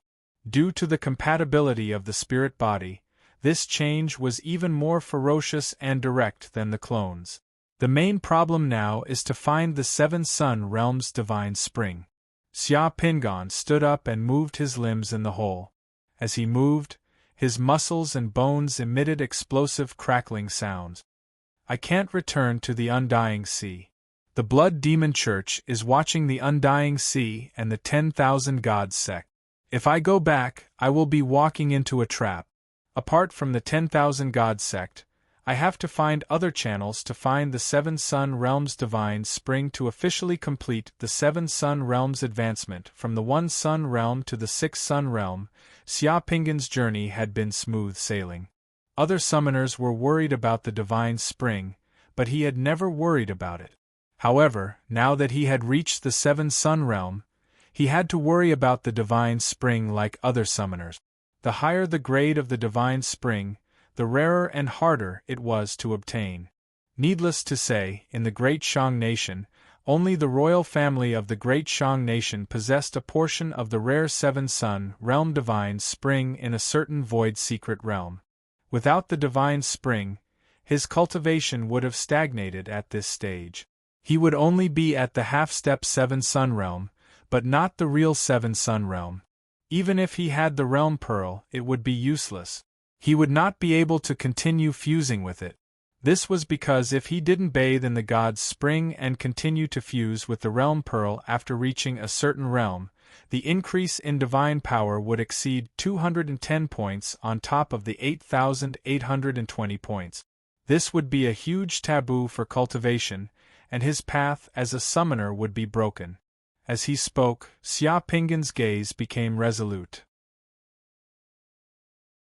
"No matter how difficult it is to obtain a 7 Sun realm divine spring, if others can do it, then I can too." In the next second, Xia Pingan put away the formation discs of the tortoiseshell 5 elements reversed 8 diagrams sword formation. Closely after that, he flashed out of the underground tunnel and came to the karst cave outside. In the blink of an eye, he had flown out of the karst cave and returned to the desolate hill outside. Once he was outside, Xia Pingan raised his head. Just as he was about to fly into the sky, he was shocked. Within a radius of 500 kilometers there were barren hills. This hill was close to the undying sea, and in the southeast direction of the undying sea, there was nothing but grayish-brown rocks. There wasn't even a drop of water to be found. The environment around this hill hadn't changed, but what shocked Xia Pingan was that the sky above his head had actually changed. Previously, the sky of this god-slaying insect realm was also blue sky and white cloud. The sun was high in the sky, which was not much different from the sky outside. However, at this moment, as far as the eye could see, the entire firmament within 5,000 miles had become dusky. Black chi was rolling in the sky while a shocking dark red space crack, which might be more than 1 million miles in length, stretched across the entire horizon like the huge mouth of a monster, splitting the sky above into two halves. Dense lightning bolts were shuttling back and forth in the huge space crack. They were chewing something like sharp teeth, which made people feel chilly in the distance where the spatial crack extended to. At the highest point and end of the distant sky, the outline of a huge round planet was looming. It seemed that it was being swallowed by this terrifying spatial crack and dragged into this world. Xia Pingan had seen a lot of big scenes, including the scene of the holy arrival on Earth. However, the scene before his eyes, which seemed to be the scene of the god-slaying insect world swallowing a world and a planet, was too shocking. As a result, Xia Pingan stood still in the sky and watched the huge outline of the planet in the void at the end of the horizon. He was dumbfounded and didn't react for quite a while. During the period when he was in closed-door cultivation, something great must have happened in the god-slaying insect world. Xia Pingan suppressed his emotions, took a deep breath, and looked around. In the next second, he used an illusion to cover his tracks and quickly flew in a certain direction. Half a day later, in the sky above a mountain ridge more than 2,000 kilometers away from the desolate hill where Xia Pingan was hiding, a middle-aged summoner, a man and a woman, who looked like a couple, were flying in the sky. Suddenly, in the void 1,000 meters away, a figure flashed and Xia Pingan appeared in front of them. "Who's there?" The male summoner was very vigilant. As soon as he saw someone suddenly appear, he stopped. The female summoner had one hand on the weapon at her waist. In a place like the god-slaying insect world, no one knew what kind of people they would meet. Xia Pingan flew directly towards them, but he didn't get too close. Instead, he stopped at a safe distance of 100 meters and gave them a summoner's greeting.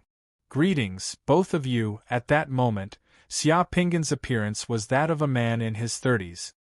He wasn't very handsome, but his facial features were well-defined and bright.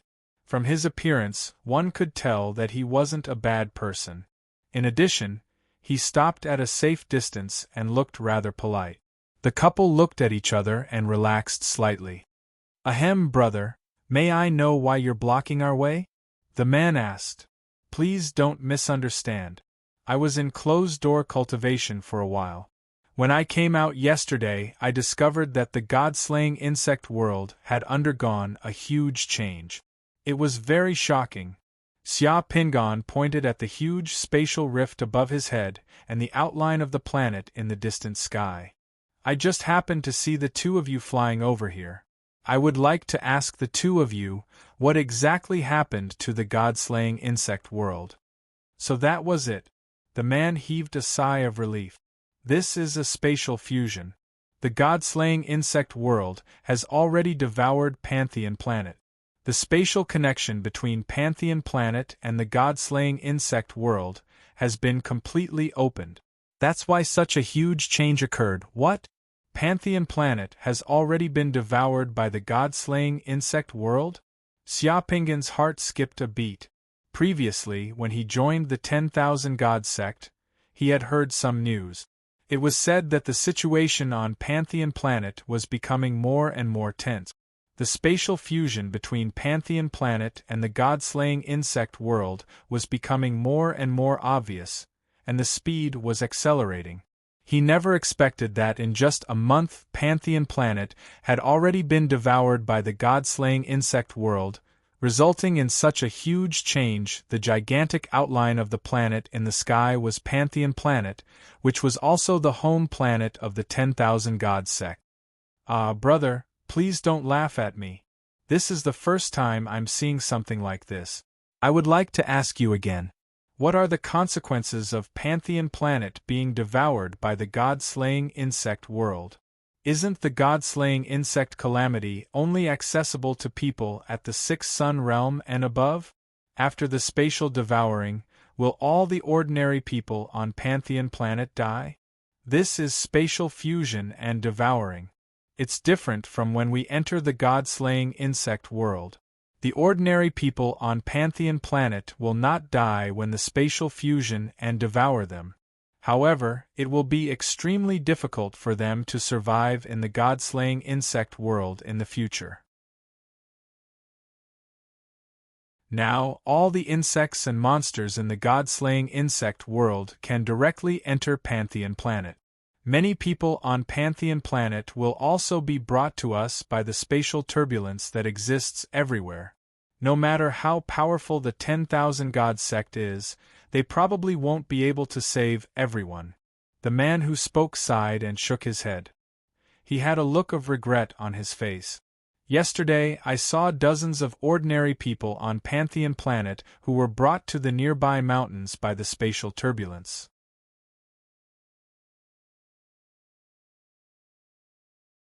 Chapter 580. I didn't expect such a big thing to happen in just a few days. Thank you for telling me. Xia Pingon sighed and cupped his hands towards the man again. I wonder if there's any news from the Wanshin sect. Is there any contingency plan? I'm not sure. I only heard that the Wanshin sect had a conflict with the Blood Demon Church in the Undying Sea some time ago. It caused a huge commotion. The leaders of the Wanshin sect are only sky walkers of the Myriad God planet. These sky walkers don't have absolute power on the Myriad God planet. A few days ago, I heard that the Wanshin sect was recruiting expert. I don't know the details. Anyway, the god-slaying bug world has become more chaotic and dangerous recently. With the Myriad God planet being devoured by the god-slaying bug world, the bug race in the god-slaying bug world is becoming restless. Okay, thank you for telling me about it. I wonder if this brother is also leaving the god-slaying insect realm. To tell you the truth, my wife and I are preparing to leave the god-slaying insect realm to lie low. We have made an appointment with a few friends to meet at the mountain peak ahead. If this brother wants to leave, we can go together. We have strength in numbers, so we can take care of each other. The man was quite enthusiastic. Seeing that Xia Pingon was alone, he even invited Xia Pingon to go with him. In the god-slaying bug world, it was common for summoners to form teams. The more people there were, the better the ability to deal with danger. Thank you for your kindness, brother. I just came to the god-slaying bug world not long ago and want to look for some opportunities. I don't want to leave for the time being. Oh, if you're looking for opportunities, why don't you go to the Noble Spirit Mountain? I heard that the Noble Spirit Mountain has been quite lively recently. Many experts in sects have gathered there. The two exchanged a few words before the couple flew away. Xia Pingon stopped in the sky and looked at the huge outline of the planet in the distant sky. His heart was slightly heavy. The scene of the Myriad God planet being devoured greatly shocked Xia Pingon. Xia Pingon dared not imagine what it would be like if the Earth was devoured by the space one day. Noble Spirit Mountain? Xia Pingon muttered to himself. He looked to the east, and a map of the explored region of the god-slaying insect world appeared in his mind. The Noble Spirit Mountain was on the east side of the Undying Sea. It was about 100,000 kilometers away. Compared to the Undying Sea, the Noble Spirit Mountain was a traditional and important central region of the god-slaying insect world.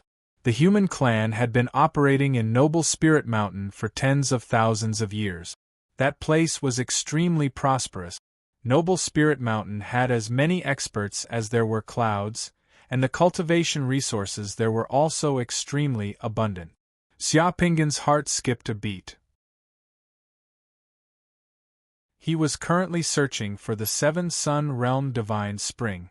Rather than rushing around aimlessly in the wilderness, he might as well try his luck at Noble Spirit Mountain. He would only have a chance if there were more people. After making up his mind, Xia Pingan identified the direction and waved his hand. There was a crisp cry of a crane, and a shadow flashed beside Xia Pingan. A huge red-crowned crane with a wingspan of more than 6 meters had been summoned by Xia Pingan. The red-crowned crane stood in the air and flapped its wings. Its feathers were simple and pure, and its posture was elegant and elegant. It was full of style. This was the crane Qing that Xia Pingan could summon from the realm pearl of Love Crane's Loss of Crowds. It was really beautiful. As soon as the red-crowned crane was summoned, Xia Pingan directly sat on its back. The red-crowned crane spread its wings and flew toward the east. Xia Pingan's long robe fluttered on the red-crowned crane, making him look like an immortal. Summoning a red-crowned crane or other mounts for a long-distance journey would save more divine power and make it more comfortable than flying by himself. Flying in the air, Xia Pingan waved his hand and used an illusion to disguise himself and the red-crowned crane into a faint cloud of mist. It would not attract attention at all. The red-crowned crane's normal flying speed in the sky was about 600 kilometers per hour. It could be faster in times of crisis, and it did not need to eat. A red-crowned crane could be summoned for a whole month. The red-crowned crane's body was covered with a layer of soft feathers, just like a thick down cushion. Xia Pingan sat on the red-crowned crane and used a thin layer of water to protect his body. No matter how fast the red-crowned crane flew, he could sit, lie down, or sleep in the air. It was very carefree. Riding on the red-crowned crane's back, he could fly 6,000 to 7,000 kilometers a day. Even if he was sleeping or resting, the red-crowned crane would still be flying. It was really a good companion for long-distance journeys. Riding on a red-crowned crane was indeed comfortable. Xia Pingan finally understood why there were so many legends of immortals flying on red-crowned cranes in Huaxia's myth. This style was indeed enough. In order to make himself more compatible with the red-crowned crane, Xia Pingan changed his appearance again. He made himself look like a 50 or 60-year-old summoner with white hair and a youthful complexion, full of vigor. He wore a black robe and carried a long sword on his back. He looked very much like an expert. The changes in the god-slaying bug world were too great. The entire sky of the god-slaying bug world was shrouded in a layer of black gas. There was almost no light during the day. At night, the sky was completely dark and oppressive. The huge crack showed a bright dark red color, like a huge bleeding wound. The entire god-slaying bug world was like the world before it was destroyed. It was exceptionally oppressive. The Zergs were restless. As Xia Pingan flew over, he realized that there were clearly more Zergs than before. Some Zergs and exotic beasts had the ability to fly. The red-crowned crane's vision was very good. It avoided any danger in advance. In addition, Xia Pingan had used an illusion to conceal himself. He didn't get too close to any Zergs or exotic beasts along the way, so he didn't cause any trouble. If it was before he advanced to the Seven Sun Realm, Xia Pingan might not be able to resist killing those Zergs to find a few usable realm pearls. However, he wasn't in the mood at all now. He couldn't use the realm pearls even if he had them. Instead of causing trouble along the way, he might as well rush to Noble Spirit Mountain to search for opportunities. Along the way, Xia Pingan also encountered many summoners. Everyone was wary of each other and went their own ways. They didn't get too close to each other. Xia Pingan had originally thought that he would be able to fly all the way to the Noble Spirit Mountain. However, after flying in the sky for 12 days and nearly 80,000 kilometers, he had no choice but to stop as he flew over a green hill. Looking down from the sky, in the middle of the green hills, there was a clear river flowing between the mountains. The river water was a little turbulent, and it flowed with snow-white splashes. It was like a jade belt in the middle of the verdant, and it was particularly pleasing to the eye. However, when Xia Pingan flew over, he realized that the river water had turned red. The strong smell of blood was carried along by the wind from upstream of the river. Given Xia Pingan's many years of experience, he only needed to take a whiff to know that the smell of blood came from humans and not the Zergs or anything else. Damn it, who's causing trouble? Xia Pingan cursed in his heart. He immediately put away the red-crowned crane and flew towards the source of the smell of blood in a flash.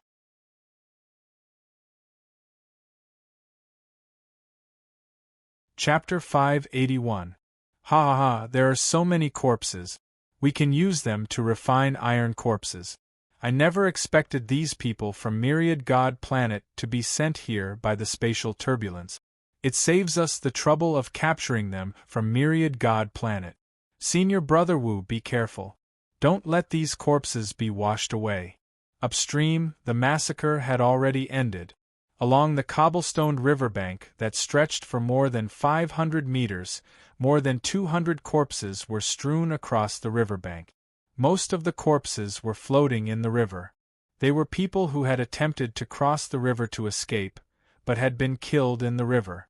There was a thick ice dam in the river. If a summoner were here, they would be able to tell at a glance that the ice dam was the work of a summoner. There were holes in the middle of the ice dam, and a few nets were placed in the gaps of the ice dam. The corpses that would have been washed downstream were caught in the net. They lay lifelessly in the water like dead fish, allowing the water to erode them. The painful and horrified expressions were still on their faces. The blood on their bodies had already dried, dyeing the water red. Near a forest by the riverbank, there were some simple wooden huts built with wood.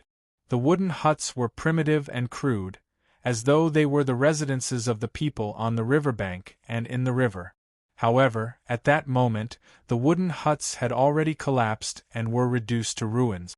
A summoned giant, dozens of wild wolves, and more than 100 summoned archers and saber operators were coldly searching through the gaps in the rocks and bushes nearby, hoping not to miss a single one. These summoned combat soldiers were dragging corpses to the riverbank and placing them neatly. A young man, whose face looked like it was smeared with lime and whose eyes had a hint of peach blossom color, was standing beside the corpses that had been placed neatly by the combat soldiers. He casually grabbed the corpse of a woman in her 40s with half her neck severed. He took out a black pill from his hand and stuffed it into the corpse's mouth. It was unknown what the pill was made of, but the moment it entered the corpse's mouth, the corpse's pale face instantly turned pitch black. Her skin revealed a metallic luster as the wound on her neck gradually closed. Her body stiffened and she instantly stood up straight, motionless with her eyes closed. Then, the man with the peach blossom color at the corners of his eyes casually waved his hand and stored the blackened corpse into his interspatial equipment. Following that, the man picked up another corpse and fed it a black pill. After the corpse changed color and stiffened, he stored the corpse into his interspatial equipment. Living people could not be stored into interspatial equipment, but corpses and lifeless puppets could be stored. From the man's skillful actions, it did not seem like it was the first time he had done such a thing. There was another man, whose face also looked like it was smeared with lime, but his face was thin and he had a goatee. He also summoned a giant, and had that giant pull the net in the river, pulling the corpses to the riverbank. I didn't expect that we would be able to replenish these corpses in the god-slaying bug world this time, the man by the riverbank said with a smile. His expression was like a fisherman fishing in the river. He did not feel that there was anything wrong with the corpses soaking miserably in the water. Both of them were wearing black robes and had a sinister aura around them as if they had crawled out of a grave. Don't the two of you think it is a little too much to kill the innocent here? Suddenly, a voice sounded from the sky. Who is it? The two people by the river bank reacted extremely quickly. Almost as soon as they heard this voice, The two of them had already soared into the sky and stood in front of Xia Pingan.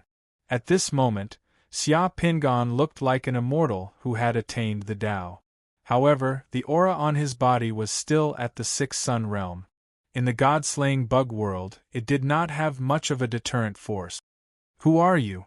The skinny man with a goatee glanced at Xia Pingan with his triangular eyes, then at the sky around him.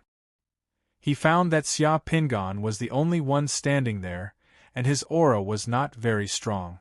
The light in his triangular eyes became strange. "I'm just a passerby.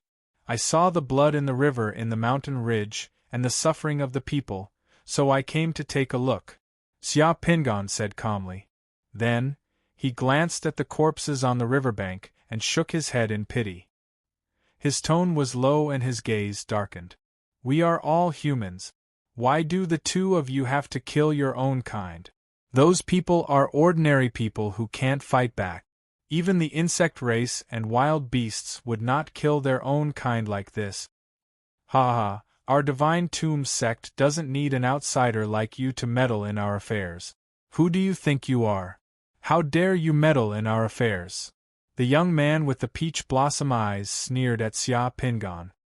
His tone was extremely arrogant. He did not take Xia Pingan, who looked like a sixth sun realm, seriously at all. This is the god-slaying bug world. Isn't it natural for the strong to prey on the weak? Those people are just lowly citizens of Myriad God Planet. They were swept here by the spatial turbulence and are struggling at death's door.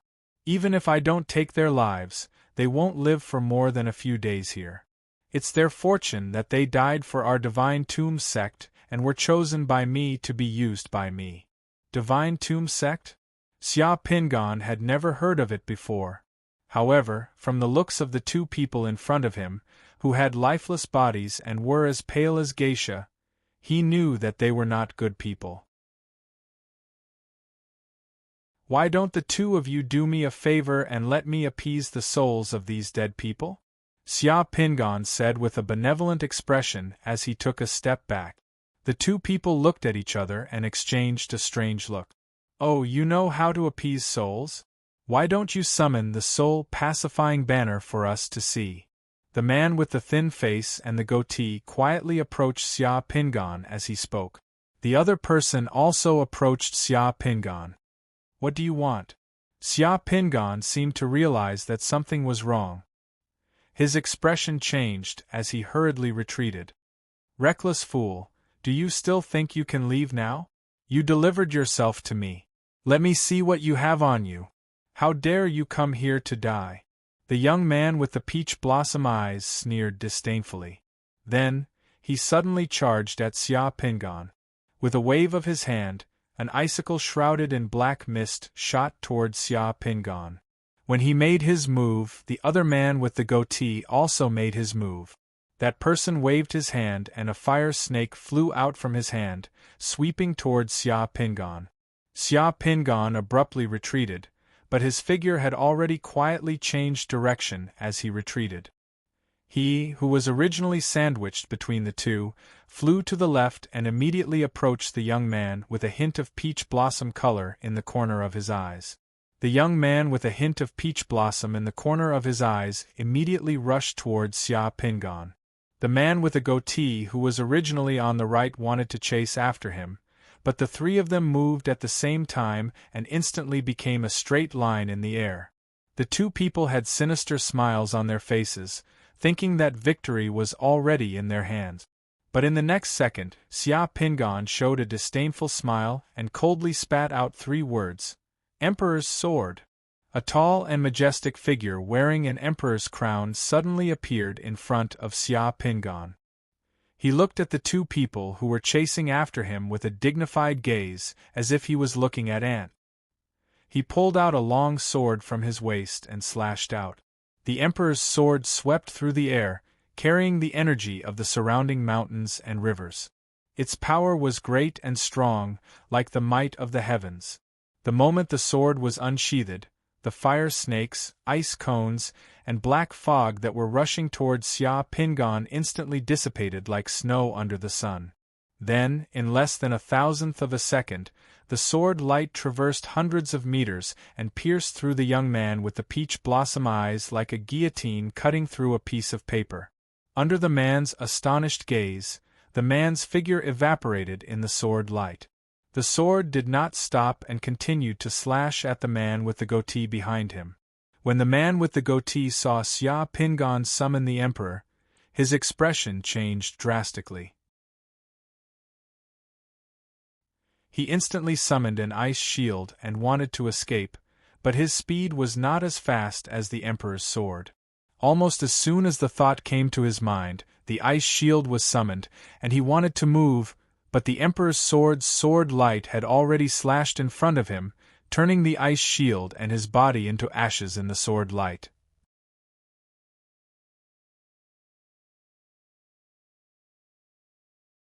Chapter 582. The sword beam streaked across the sky and disappeared in the blink of an eye. It was as if a brilliant sun had suddenly appeared in the gloomy sky, filling the air with righteousness. When the sword beam dissipated, the sky returned to its gloomy state. Other than Xia Pingan, the other two had already turned into ashes and disappeared with the wind, leaving no trace behind. The power of the Son of Heaven's sword made Xia Pingan suck in a breath of cold air. However, wasn't this power a little too strong? Just now, when Xia Pingan saw that the Son of Heaven's sword had killed the demonic man in front of him, the man's interspatial equipment had dropped some bottles, jars, and corpses. However, those bottles, jars, and corpses had also disappeared under the Son of Heaven's sword light the moment they dropped, leaving nothing behind. Behind him, the goatee's interspatial equipment had also dropped some things, but those things had also disappeared in the Son of Heaven's sword light.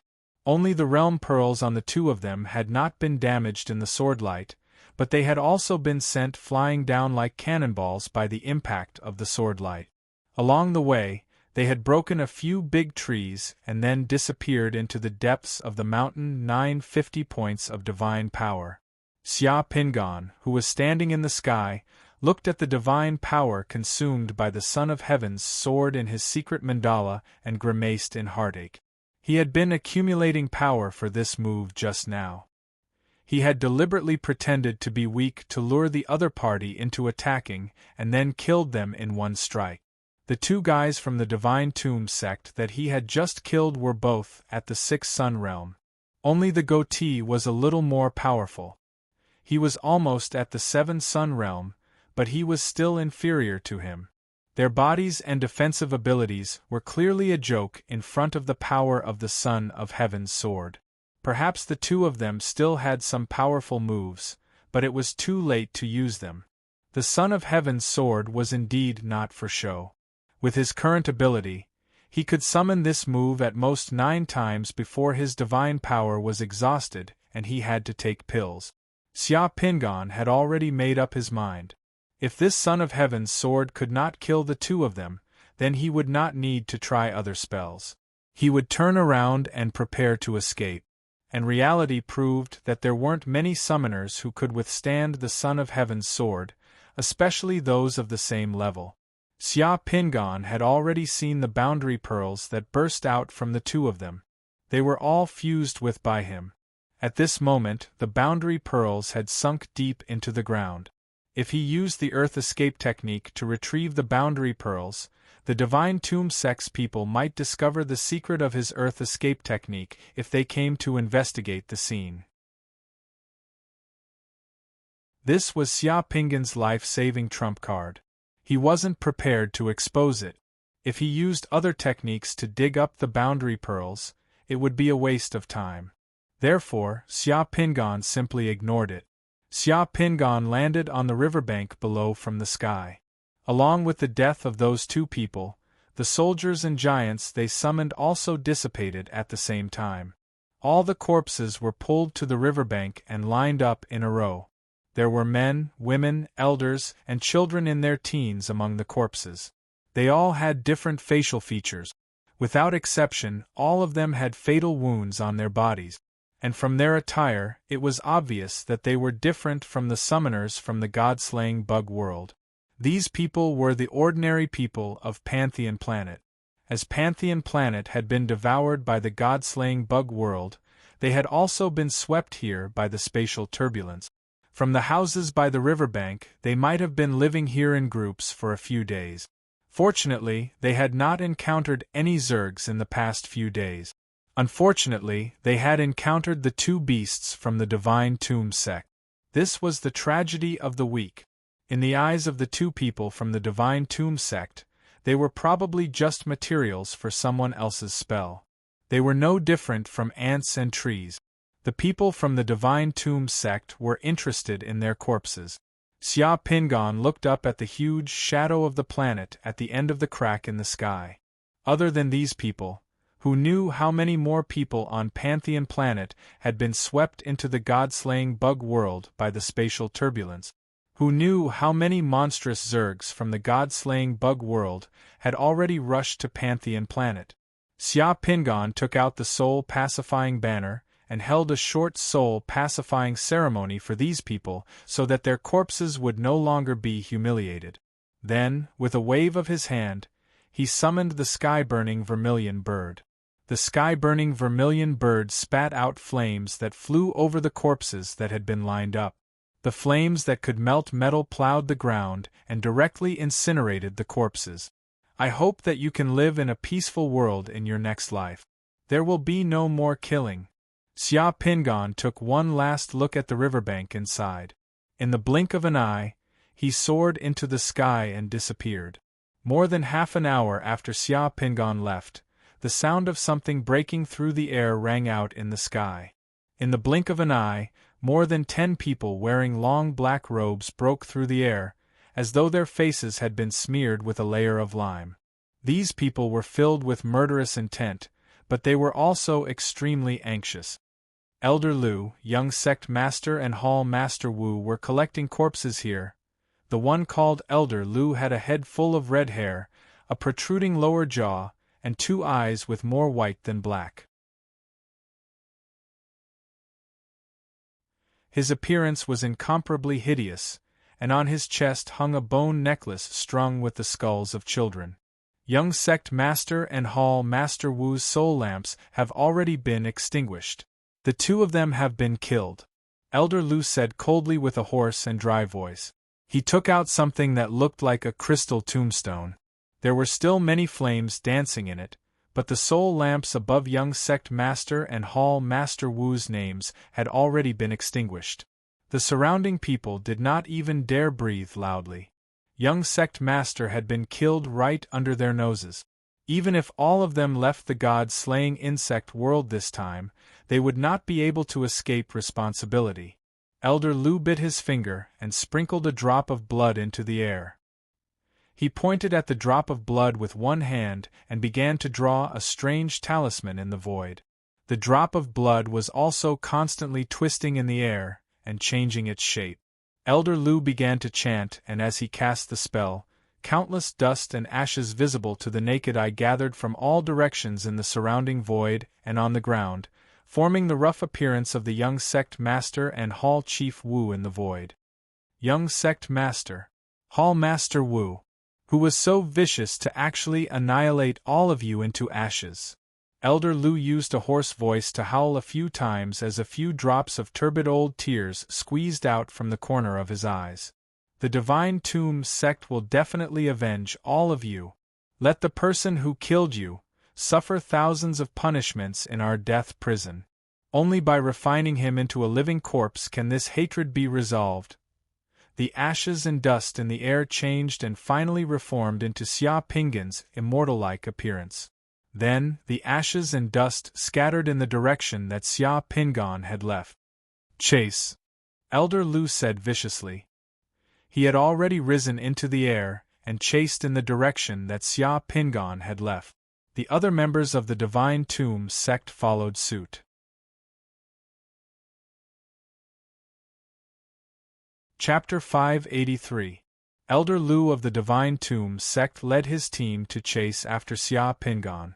Flying in the sky, Elder Lu waved his hand and hundreds of winged skeletal bats flashing with black gas appeared in the sky.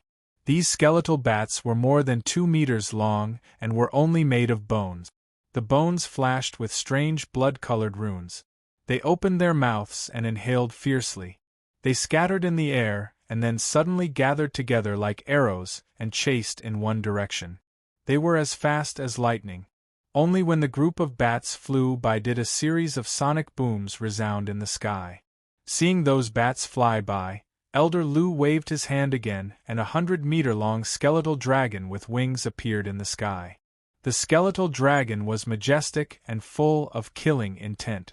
Its eyes were like 2 red lanterns and a layer of blood-colored runes flashed on its bones. Elder Lu stood on the head of the skeletal dragon. The other disciples of the Divine Tomb sect all grabbed the tail of the skeletal dragon and attached themselves to its body like monkeys holding on to a banana tree. The skeletal dragon flapped its wings and with a sonic boom, it directly chased after those skeletal bats. After killing those 2 pieces of trash, Xia Pingon used illusion to hide his figure and continued to sit on the red-crowned crane, flying in the direction of the Noble Spirit Mountain. However, after flying for more than 2 hours, Xia Pingon felt a faint movement in the sky behind him. He turned his head and saw a group of black skeletal bats rapidly flying in the sky behind him. And behind those skeletal bats was a huge skeletal dragon flying behind them. On the skeletal dragon's head and behind it, there was a large group of people whose faces seemed to be smeared with lime. Just looking at those people's pale faces, Xia Pingon's heart skipped a beat. Not good, Divine Tomb sect. When Xia Pingon killed those 2 pieces of trash from the Divine Tomb sect just now, there were no other people from the Divine Tomb sect within 100 miles. Xia Pingon thought that there were only 2 people from the Divine Tomb sect. Even if there were other people from the Divine Tomb sect in the god-slaying insect world, they wouldn't be able to catch up so quickly. He didn't expect that the people from the Divine Tomb sect would catch up so quickly and seemed to be able to lock onto his whereabouts. Seeing that the people behind him were coming at him menacingly, Xia Pingon didn't even think about it. He immediately put away the red-crowned crane and used an illusion to hide his figure.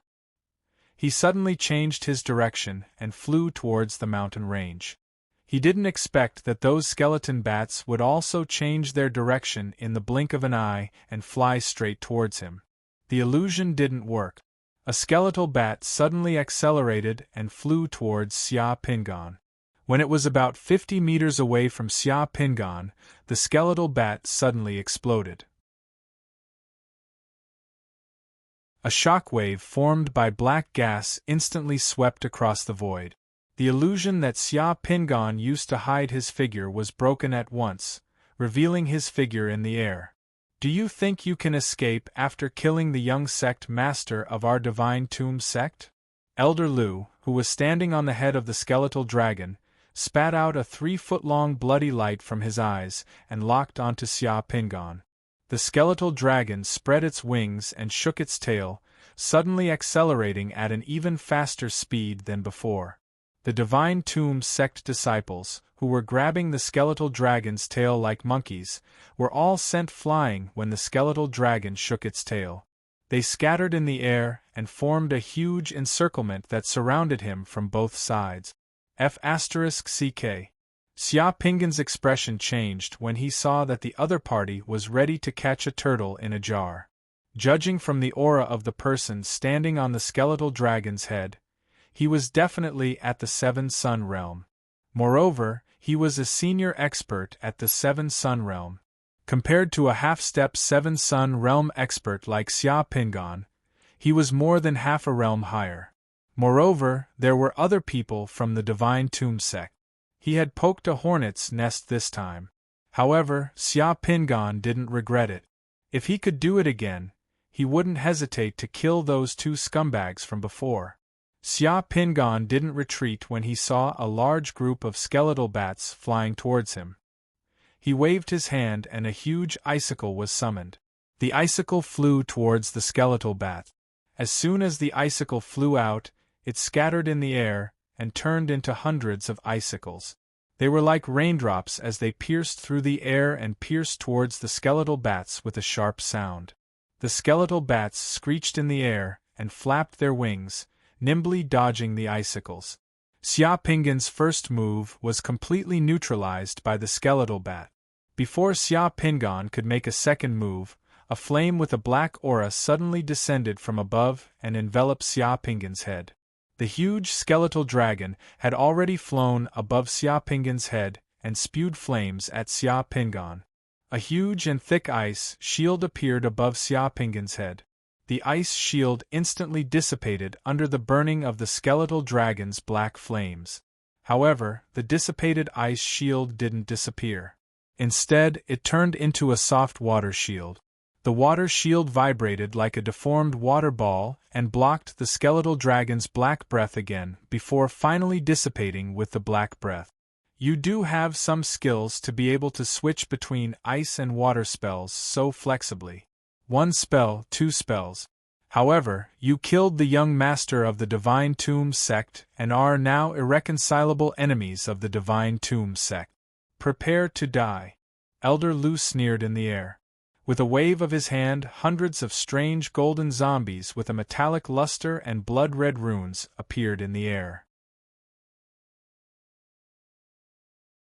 These golden zombies had their eyes closed and their snow-white fangs protruding from their mouth. They looked particularly terrifying and could even fly. As soon as they were summoned, they pounced directly at Xia Pingan. In addition to these golden zombies, the skeletal bats also scattered and formed an encirclement in the air, surrounding Xia Pingan in an instant.